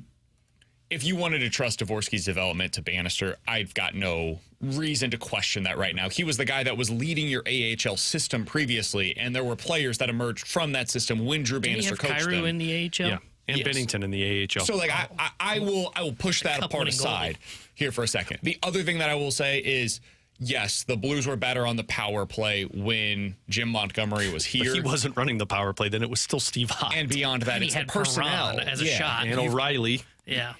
I think that's the biggest problem that they have right now with the power play. Well, I don't think that's necessarily a coaching issue. And here's the thing, too, on the development of Dvorsky and those guys. Guys, Jim Montgomery could be behind the bench, and Dalibor Dvorsky would not be on this team.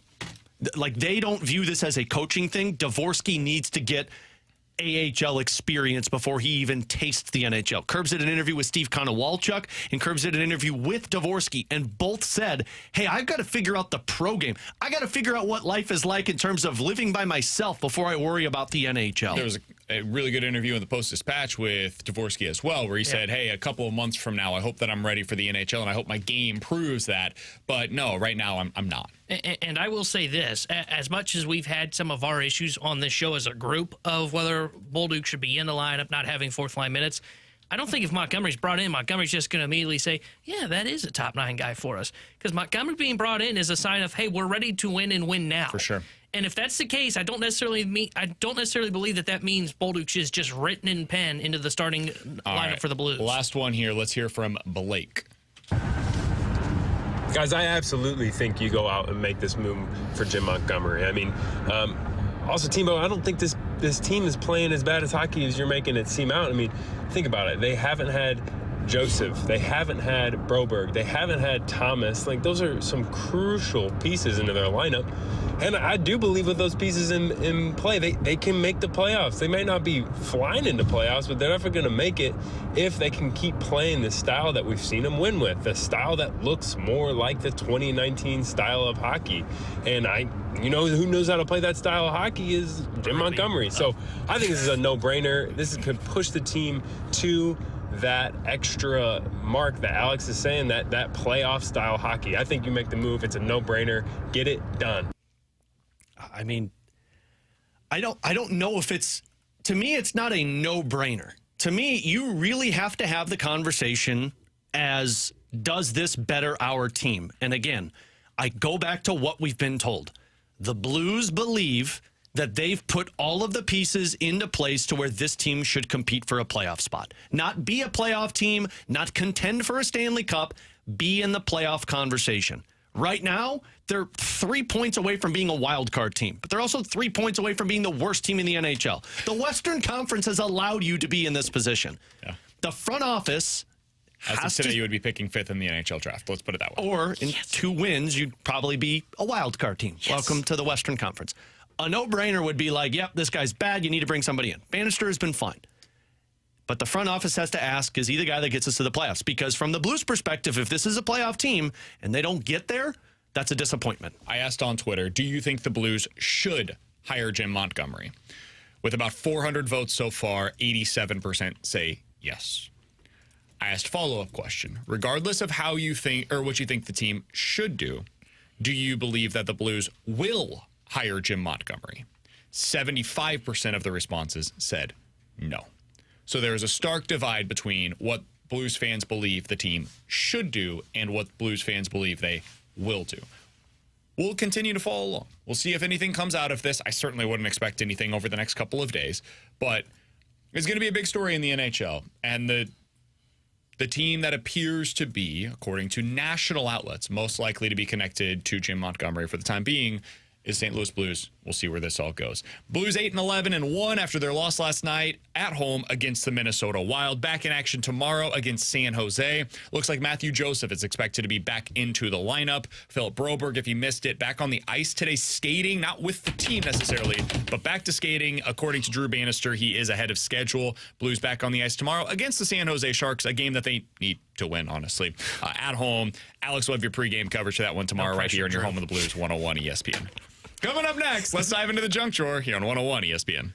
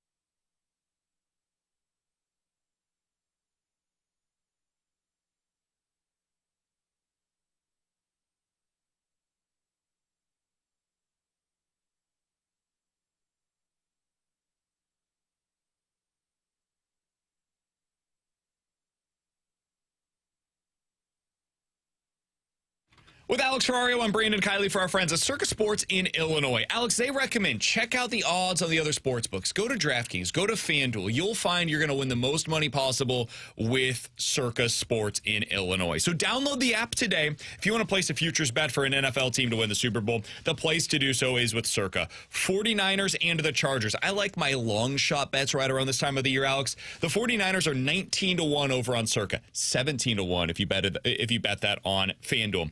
The Chargers even better, 27-1 over on Circa, 25-1 odds over on FanDuel. My favorite bet though right now, Jared Goff to win the MVP, 12-1 over on Circa, 8-1 over on FanDuel. We're winning more when we bet with Circa. Go with these future bets, man. You're bringing in the most money possible, like BK mentioned, or just put together those big Ferrario parlays because you got to bring in the most money possible, and that is Circa Sports Illinois. Download the app today. The best part about it, too, is the customer service is unreal. You're actually speaking with a person rather than a robot. If you or someone you know may have a problem with gambling, call 1-800-GAMBLER or text ILGAMB to 833-234.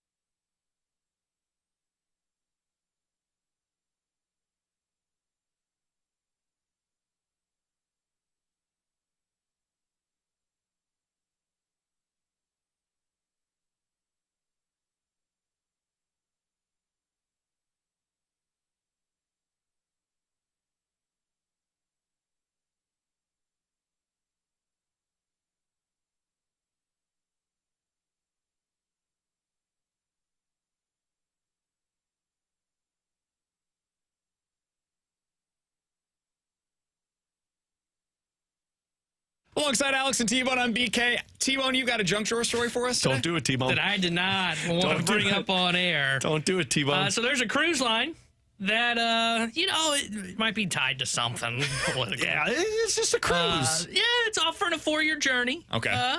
And the price, $256,000 for one person to have their own room for 4 years. Why would they be doing a cruise for 4 years? I don't know. Don't focus on that. Just $256,000 is my food, drink, everything paid for. What's going on here? Yep, food, beer, and wine is included. Where, is it high up on the ship? Is it like on the bowels of the ship? Yeah, I think it's just a room. $160,000 per person for a double occupancy room for 4 years. Okay. I couldn't stay with somebody for 4 years. Yeah. Unless I'm going with my wife. She gets seasick. For the 9 months. I don't know if they have these details in there. Are we on a journey to somewhere, or are we just floating along at sea? Because eventually you've got to be able to refuel. No, you don't, man. It's a boat that lasts forever, like the Titanic. I'm assuming you stop, but I did not see details on it's going to stop and you're going to be out in Spain for. That seems like an incredibly reasonable price to do this. I would struggle though to be on a boat for more than I think a week. Yeah. I couldn't do it. That's my difficulty here. What's the amount of time that you feel like you would last on a cruise? A week, maybe less, probably 5 days. So when Katie and I did it, that's why I said I couldn't go with my wife because she gets seasick. So there's no way we would do that for 4 years. So if I'm going solo, I'm gonna last probably 4 days and then that's it. I'm done. I'd get bored. Yeah. I know the cruise has everything, but it doesn't really have everything. Yeah, I would say a week, maybe 2. I might be able to do 2 weeks. After that, though, hey, man, I got to get off this boat. I'd get cabin fever. This boat ain't big enough. For the two of us? Yeah. They better get a bigger boat. Yeah. Thank you. I was trying to find a way to tie in Jaws.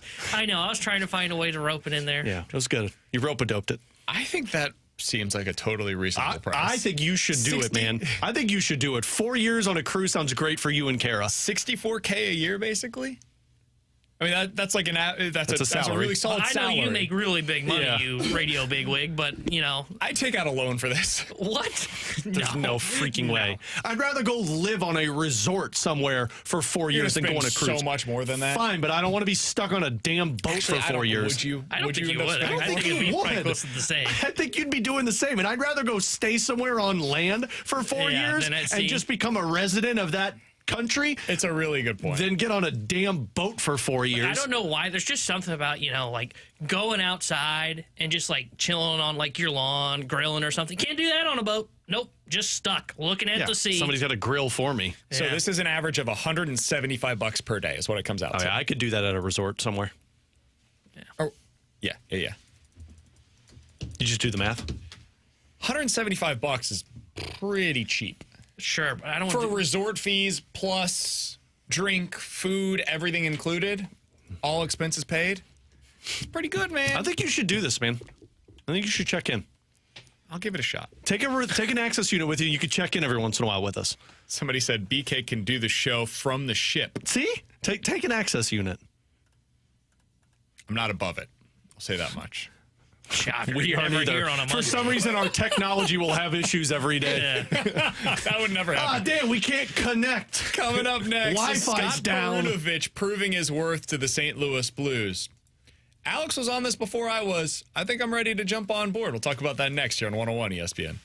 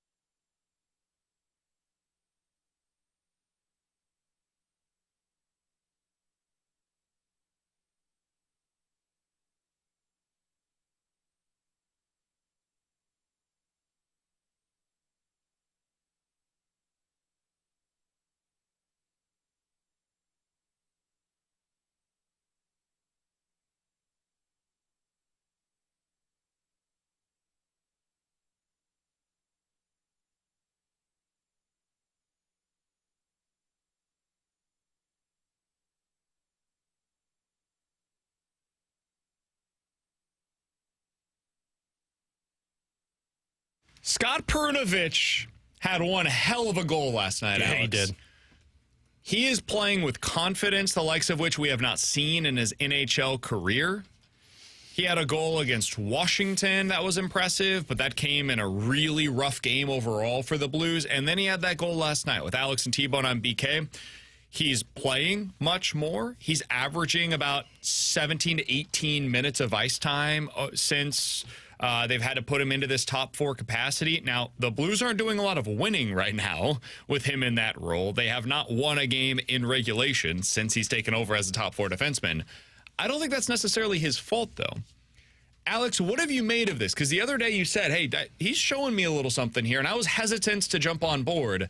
After watching him again yesterday, I'm not all the way there, but I'm starting to see some of the things that it felt like you were seeing prior to. What are you seeing from Perunovich? Confidence. I'm seeing a guy who's not afraid to take chances and deal with the repercussions. And a lot of the times, the chances that he's taking, he's recovering. And in the past, he's taken chances, and it's felt like, oh, geez, and then it's in the back of my net. Or he's afraid to because you know what's going to take place. I'm sitting on the bench or up in the press box if things go wrong. A great example for me was last night in that Minnesota Wild game. Third period, you were down by a goal. The puck was in the offensive zone. They were cycling it, and Scott Perunovich pinched and nearly had a scoring chance. Now, 2 years ago, Scott Perunovich, you're not pinching because I'm on defense and I got to play defense. And if I don't play defense, I'm going back to the press box. 2 years ago, he's thinking. Yesterday, he was reacting. Yeah. And look at how he scored the goal against the Washington Capitals, which was a set play. Joey told me that it's a set play that Pavel Buchnevich came up with, which is awesome. Attaboy, Buch. Anyway, look at the goal he just scored against the Minnesota Wild. He was a part of the rush, and he generated that offense. So the play I'm talking of in the third period, he pinches, gets a scoring chance, but he dogs it back and breaks up the play. Scott Perunovich wasn't doing that last year. He's now finding ways to create more offense. He's still not shooting the puck enough, but at least he's putting him in a position to shoot the puck. He's got 3 points in 6 games. And the last 2 games, he's been promoted to playing with Justin Falk, which means more minutes in your own zone. And if I'm not mistaken, he was on the ice for 1 goal against. And I think it was the first one, and that was a offensive zone breakdown that led to the odd man rush the other way. I'm not saying this dude is a top pair defenseman, but what I am saying is at some point, you've got to unlock your confidence. And as a dude who had been injured for 2 consecutive seasons, every time he did something, it was, now I get injured and I'm done for the year. And then you come back and you can't establish yourself in play and you're back and forth. At some point, you got to break through and say, this is my moment. Personally, I felt like the Washington Capitals games was it, and now he's run with it. And the player that I can think of, because there's not a whole lot of late bloomers that play the way that Scott Perunovich does, but a lot of Blues fans might remember Ian Cole. Sure. Ian Cole was a first-round draft pick by the Blues. Couple of the seasons, he was playing like 16, 17 minutes a night, but he was in and out of the lineup for the first 3 years. They traded him into a really good player. Yeah, they traded him to Pittsburgh for Robert Bortuzzo because he just never could establish himself with Ken Hitchcock. He went on to be a top 4 defenseman for Pittsburgh, for Colorado, and won 2 Stanley Cups with the Pittsburgh Penguins. I'm not saying Scott Perunovich is going to be a Stanley Cup champion, but what I am saying is if he unlocked his confidence, now you let him figure out the game as he develops, and that's what I'm seeing in the last 6 games. Yeah. Well, I like what you're saying there with the kind of feeling the confidence of not going up into the press box, and it is more reactionary, not thinking. I don't think, we talked about this yesterday, I don't think he's ever going to end up living up to the potential that we thought he was going to have. But I do think he can end up being a perfect third-pair defenseman for you that has a little offensive upside. And now that he's starting to play with confidence, I mean, you saw that shot last night. That's not a fluke of a shot, right? That's a hell of a shot. That's perfect. A goal scorer shot. Yeah, right into the top corner. He's got a shot, and he can play a little bit. And now that he's got some confidence under Drew Bannister, I'm not saying he's going to become the guy that we all thought he was, which was potentially like what Torrey Krug was in his prime. Mm-hmm. But I think he can be a perfect third-pair defenseman for a St. Louis Blues team that gets like 10, 11 minutes a night and is a guy that's going to be able to provide a little bit of offense as well. I don't think you're that off with Torrey Krug. Now, you're not putting up 12, 14 goals, but Torrey Krug piled up the assists in Boston and became who he was because he had the goal scorers around him. Now, I don't think he's going to be 12 or 14, but the player that we've seen since he became a full-time guy, that player's a 12, 14 goal scorer, dude. Yeah. Like this version of Scott Perunovich can get you to 10 easily this year. He chips in like Colton Parayko does. And I mean, we all rave about Colton Parayko's speed and how he can jump up into play and be a forward and still get back on defense. Scott Perunovich could do the same thing. The hard part is you always go back to he won a Hobie Baker Award. And you're like, oh, he's a Hobie Baker winner. You need to be Quinn Hughes. You have to let that go. What that means is you're an offensive forward or an offensive defenseman. Jake Wallman. And not, with no size. Well, and you're actually a defenseman. Jake Wallman was like, kind of defenseman, but I'll play in the offensive zone. Like Perunovich, at least in these last 6 games, he's been good in his own ends too. Dude, the craziest part, the numbers, like the underlying stuff for Perunovich, not just good relative to the rest of the team. It's like he basically has the best numbers underlying since becoming a top 4 defenseman on the roster of anybody. And at a certain point, that has to matter. It's a small sample size still right now, and I don't know what it's going to mean moving forward. But what it means for right now is he deserves to be in this opportunity, man. Yeah. And we'll see what they're able to make of it. But like, just because it's the news for today, when they end up getting Broberg back and they have to put together their defensive pairs, whenever that is, let's call it a week or 2 weeks, right? He's ahead of schedule. The next couple of weeks, he ends up back in the lineup. I would be interested in seeing them go with like Parayko and Broberg, Perunovich and Falk, Suter and Joseph, probably at that point in time. I mean, you just see what that looks like. You just nailed it. I mean, what happened is Scott Perunovich Wally pipped Nick Leddy.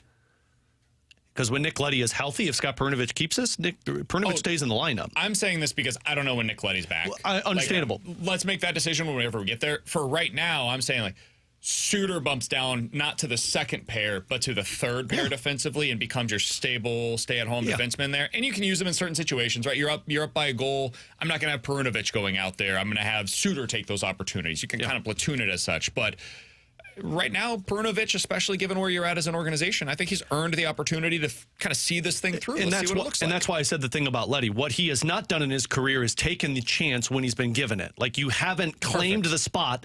You lost your job to Tyler Tucker and Matt Kessel last year.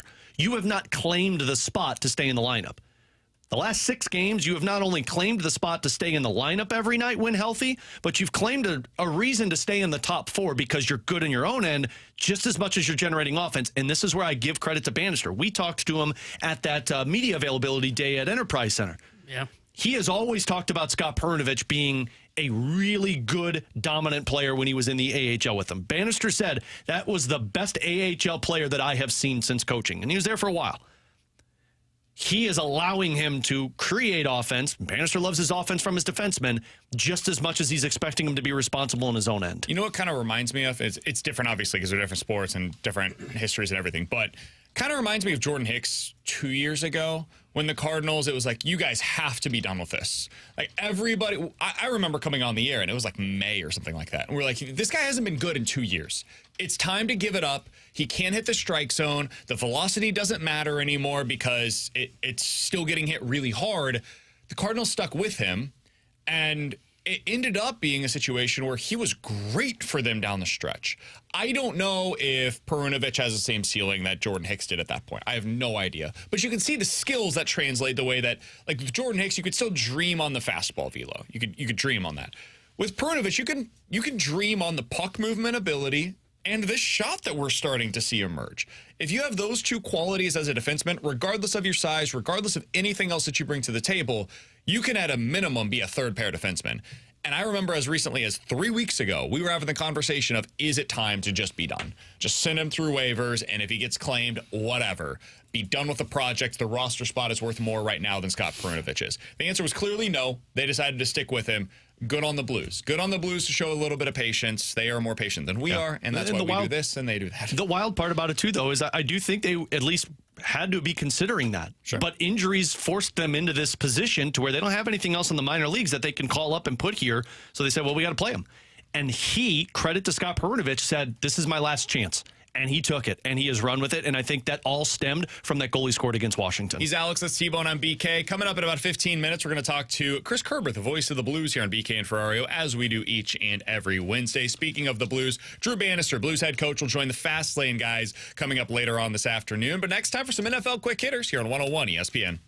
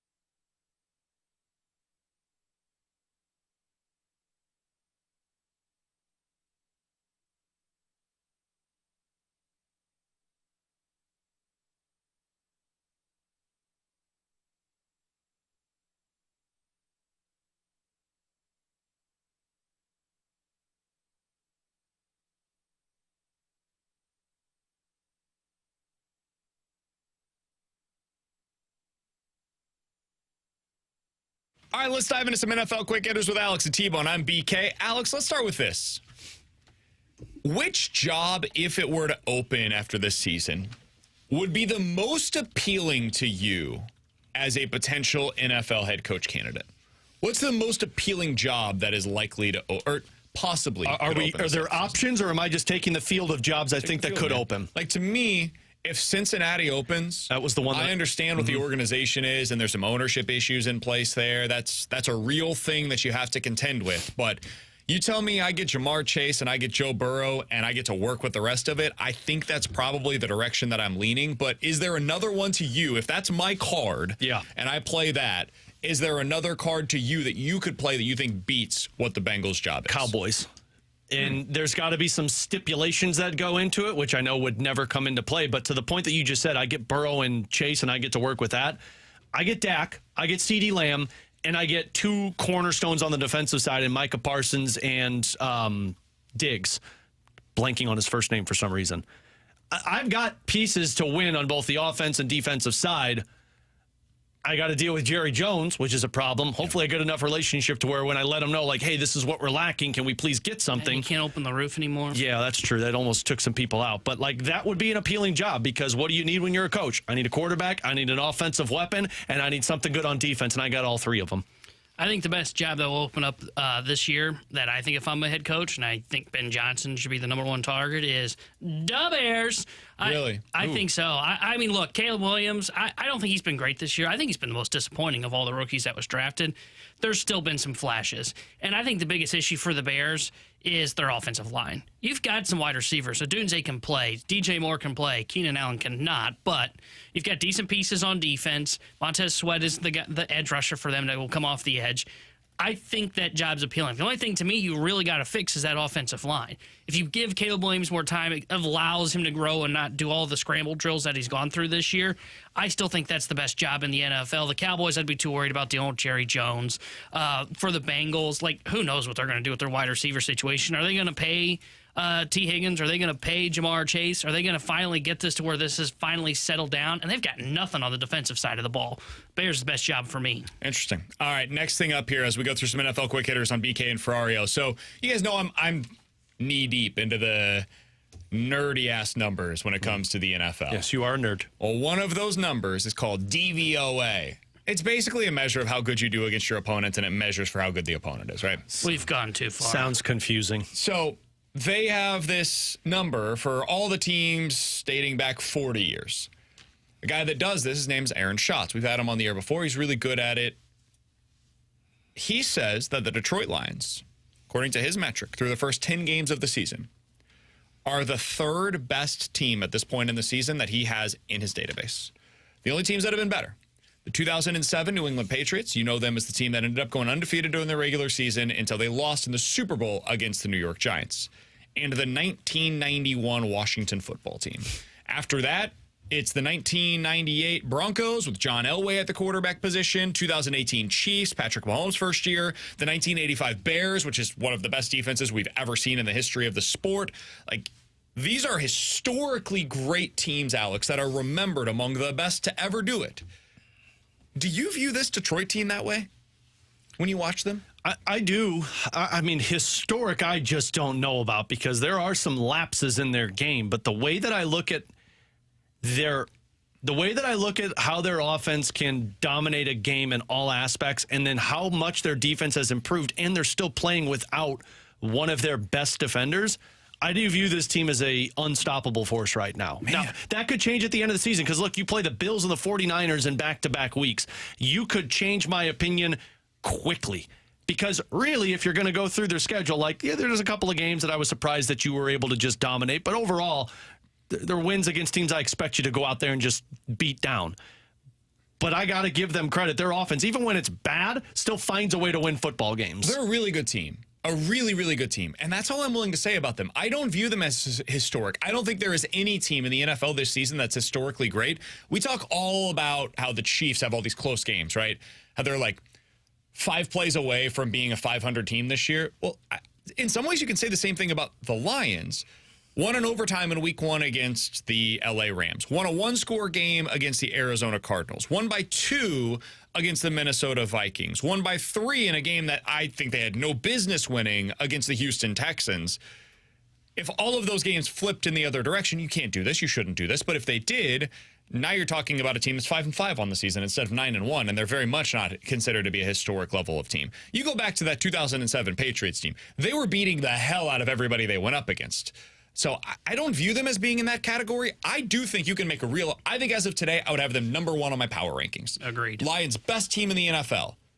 I just think it speaks to kind of like on the college football side. I don't think there's a historically great team in the NFL this year. I'm 100% with you. I think to me they are the best team in the NFC, and I would probably view them as the Super Bowl favorite right now.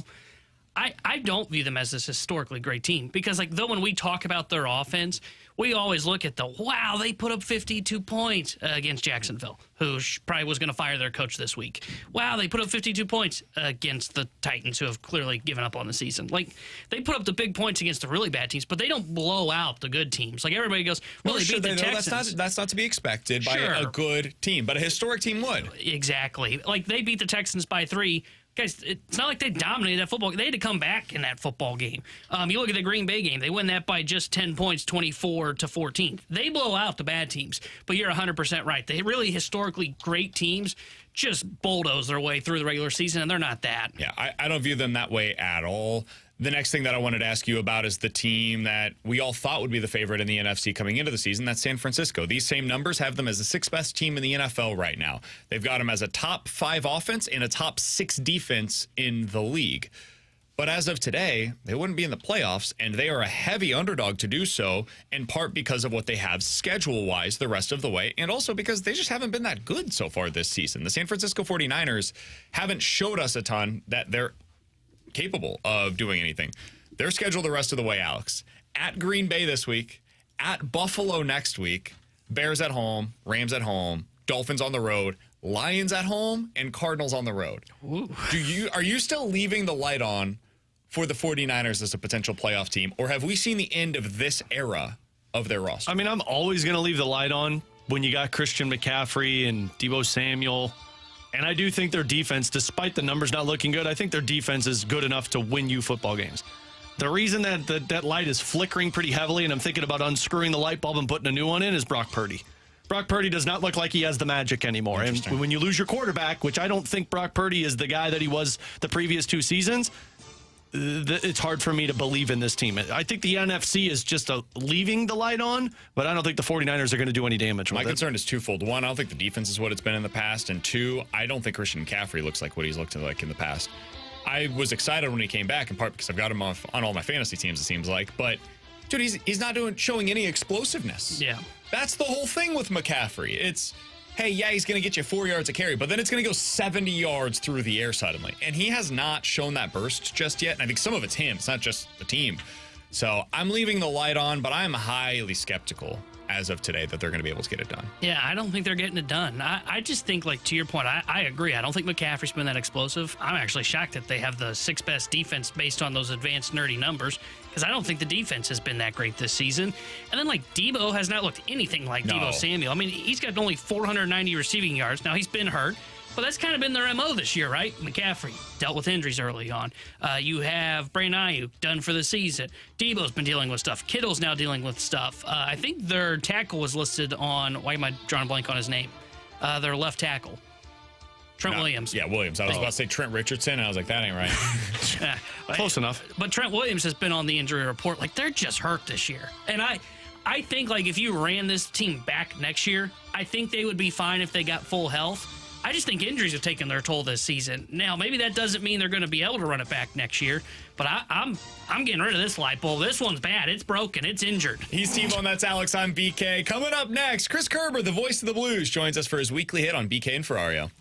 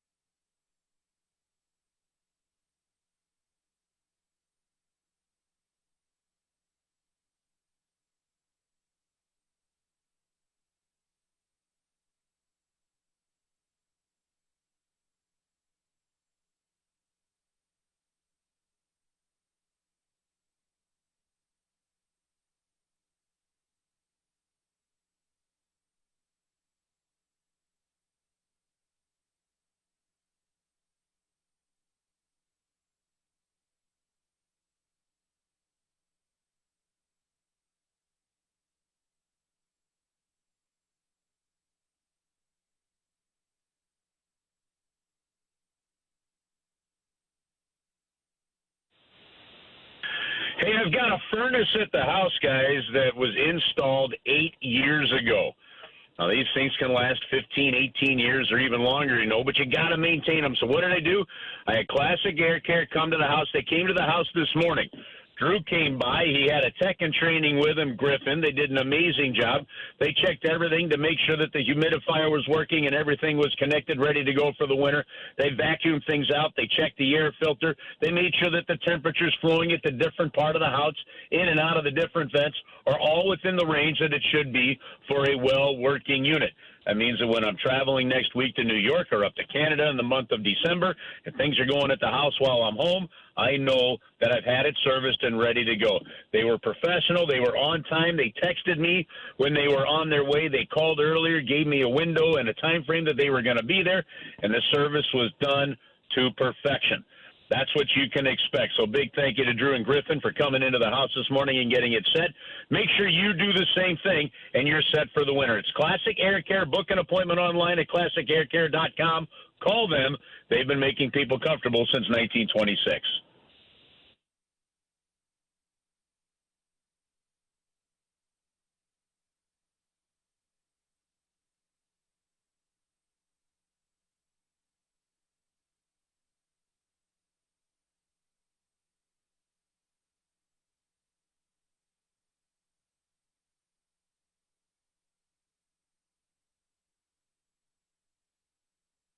Tanner Hendrickson here. The Sports Center update brought to you by Saliga Heating and Cooling. Blues fell the Wild last night. They'll be back in action tomorrow night when they host the San Jose Sharks. We'll have pregame coverage starting at 6 o'clock with Alex Ferrario and Joey Vitale. Then Joey will join Chris Kerber for Puck Drop at 7. And coming up later on today here on the Fast Lane at 3:30, the Blues head coach Drew Bannister will join the guys. The Sports Center update is brought to you by Saliga Heating and Cooling, an independent American Standard heating and air conditioning dealer.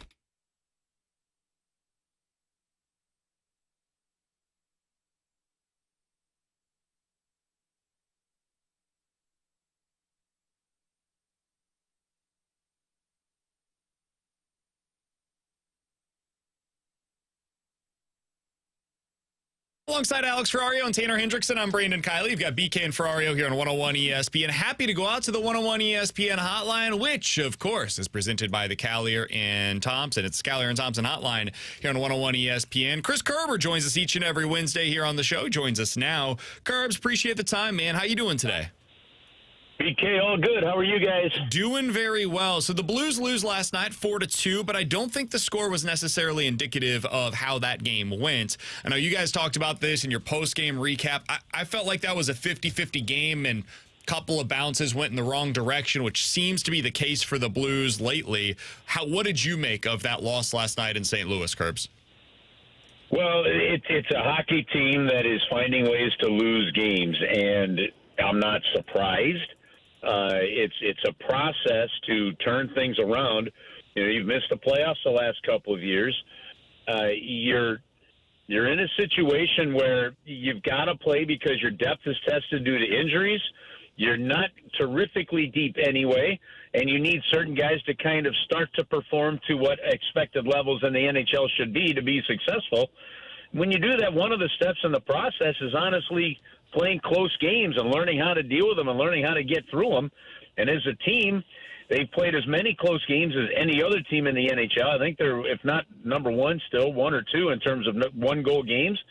And so you got to wait and battle through it. And to me, there were two clear attempts to clear the zone last night that didn't clear, and the puck ended up in your net eventually because of that. So little things like that are biting them, and that's what has to get cleaned up. So, Kerbs, Steve Ott was talking to you guys on postgame about those little things that are impacting the games, and you and Joe were just discussing, at what point do you see those little things start to take a turn? Is that something the coaches handle, or is that something that the players just figure out themselves? It's a little bit of both, Alex, but I think you also have to you just have to look at the roster. I was thinking last night about this scenario, and I go back to 05-06 when the Blues were dead last in the National Hockey League, and the cupboard was bare. I mean, guys, when they finished dead last, there was nothing coming. You weren't looking at, it wasn't even like kind of where in 12-13 you're saying, well, we got to wait for Schwartz and Tarasenko. I mean, they had nothing, all right? And so how do they build? Well, you start drafting guys like Eric Johnson. Then you get Alex Pietrangelo, and it starts to kind of grow from there. Where it really turned the corner, it was coming out of that into that playoff run that began in that 12-13 time frame. And I think honestly, the biggest difference to me ended up being Vladimir Tarasenko. And what happened was all of a sudden you had a guy start to come into his own that was really a game changer on the ice. That shot on the power play, the wrist shot he could score from anywhere. And for 10 years, you had a guy that in one game could change the game. They've got that. Minnesota has that in Kaprizov. The Blues don't have that right at the moment. And it's missing. So all of a sudden that one power play you need, that 5-on-5 goal you need that Tarasenko might get with 8 minutes to go in a game, or that type of play to help you build through it. Instead, you end up losing those 1-goal games because you couldn't get that equalizer. And look, there's offensive future coming here. The cupboard's not bare. There is Snuggerud, you hope goes in. There is Dvorsky, and then you've got some other first-round draft picks, that you've already taken. So there's a future there. You've just got to find a way to battle and continue to learn the lessons until they arrive to help get you over the top. Curbs, I think people hear you say that, and immediately for a lot of people they go to, well, Kyrou was supposed to be that. He's not. He's a failure. Is it fair for me to say, sometimes guys don't become all that you want them to be, but they can still be somewhat of a success? Because that's kind of how I view Kyrou right now. I know there's still moments where it doesn't look great, but, man, he's got 17 points in 20 games. He's a plus on the ice so far this season. I think his all-around game has been a little bit better, and I thought he was one of the biggest beneficiaries last night of having Robert Thomas back onto the ice. But I don't think he's that sniper that you're talking about. Both of those things, at least to me, can be true. Yeah, I think all those things can be true. But look, I think Kyrou's game this year is a lot better than what it's been. Now, I mean, I'm not delving into the analytics, but just based on the eye test, even then, I'm not even sure what ones I dig in, and I'm not.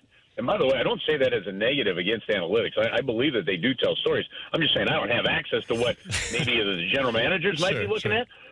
But what I do believe, though, is I watched that back check that Kyrou had in the last game. I'm watching him get to the middle. There's some things that he's doing really well.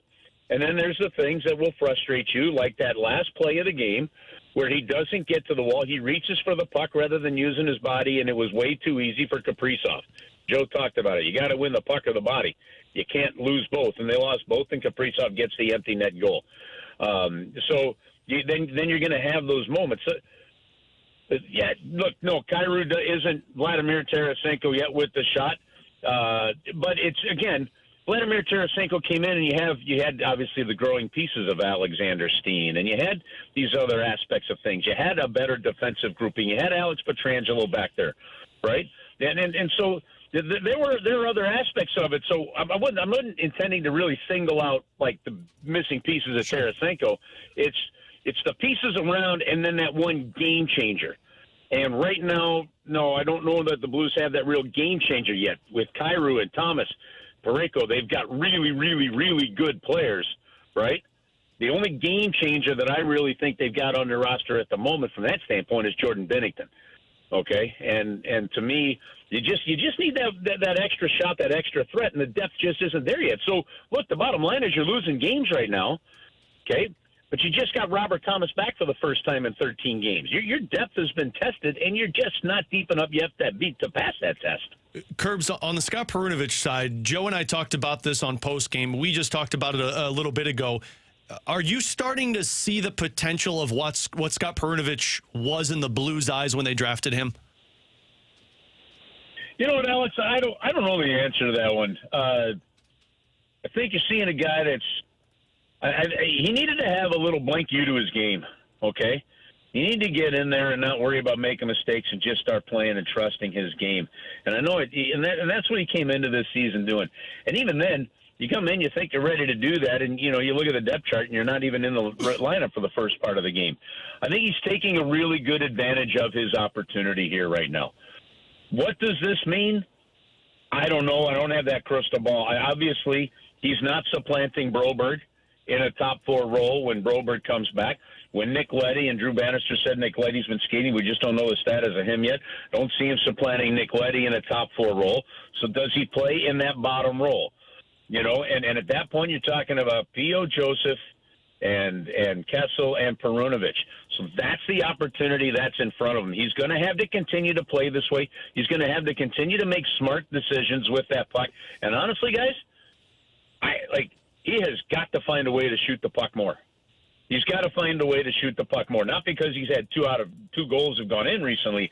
It's just, I just think almost every single defenseman has got to find a way to throw the puck at the net more often from time to time to create the problem. So I hesitate to say he's reaching a potential the Blues thought he could be.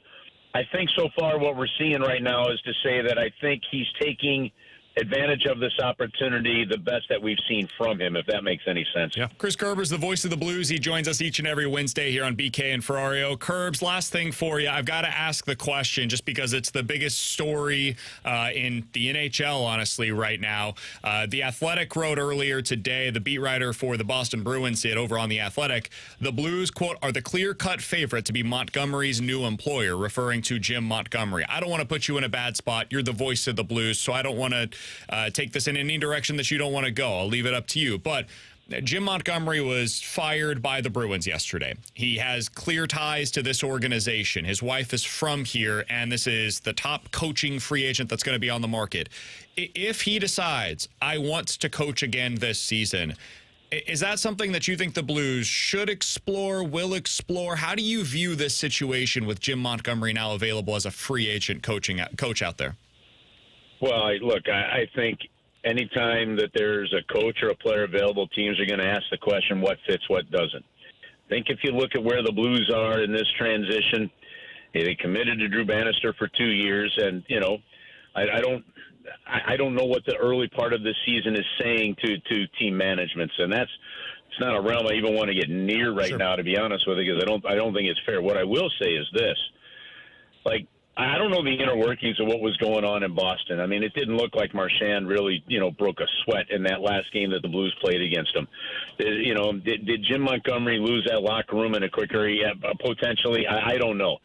What I do think that this brings up, though, is when you're talking about, and the broadcasters are the ones that vote for Coach of the Year, right? And okay, so take that for what it's worth. But when you're talking about all 3 finalists for the Jack Adams Award for Coach of the Year from 2023 have since been fired from their current teams. When you're talking about a team that fires a coach that had a .700 winning percentage over the last 2 years, right? Yeah, you got to look and say, what is the coach doing? And if they're willing to fire at the same time, I got to look at management and ownership, guys. I got to sit there and say, what's going on here where, I think coaches are being made to use way too much of a scapegoat in the National Hockey League. I think GMs have to look more at the rosters they're building, the contracts they're signing, the impact of long-term deals and motivation. Boston's got a team. Look, you're relying on Marchand at 36 years of age. You have Charlie Coyle centering David Pasternak. Charlie Coyle's a third-line center on a good team, not a top-line center. Yeah, they're struggling. You had your goaltender that sat out all of camp, right? I look again. There's always going to be some inner workings that make a coach, but this one highlights something that I think managements around the National Hockey League really need to do a better job of looking in the mirror here and figuring out their roster situations, because I can guarantee you, Jimmy Montgomery didn't forget how to coach. Bruce Cassidy, clearly with the Boston Bruins, didn't forget how to coach, and he proved that, right? Pete DeBoer has not forgotten how to coach, and he's proven that where he's been. And I can go on to more and more and more. Craig Berube even. So this is a little bit more about personalities and roster management rather than it is about somebody being a good or bad coach. Saw somebody yesterday that covers the team on Twitter saying Jim Montgomery tried to hold players accountable. It's not like he stood by and did nothing. He had a spat with Marchand. He benched Pasternak. He took McAvoy off of the power play, and it ended up getting worse. They added, that says a lot more about the roster than it does the coach. Bruins have big roster problems, and this is happening across the NHL. They are certainly not alone in that regard. Be interesting to see how this plays out. Kerbs, appreciate the time as always, man. Great to catch up with you today. We'll talk with you again next Wednesday. All right, guys. Have an awesome week, and we'll talk to you right before the holiday. Same to you. That's Chris Kerber, voice of the Blues, joining us as he does each and every Wednesday here on BK and Ferrario. We will wrap this thing up with the BK and Ferrario Rewind coming up next here on 101 ESPN.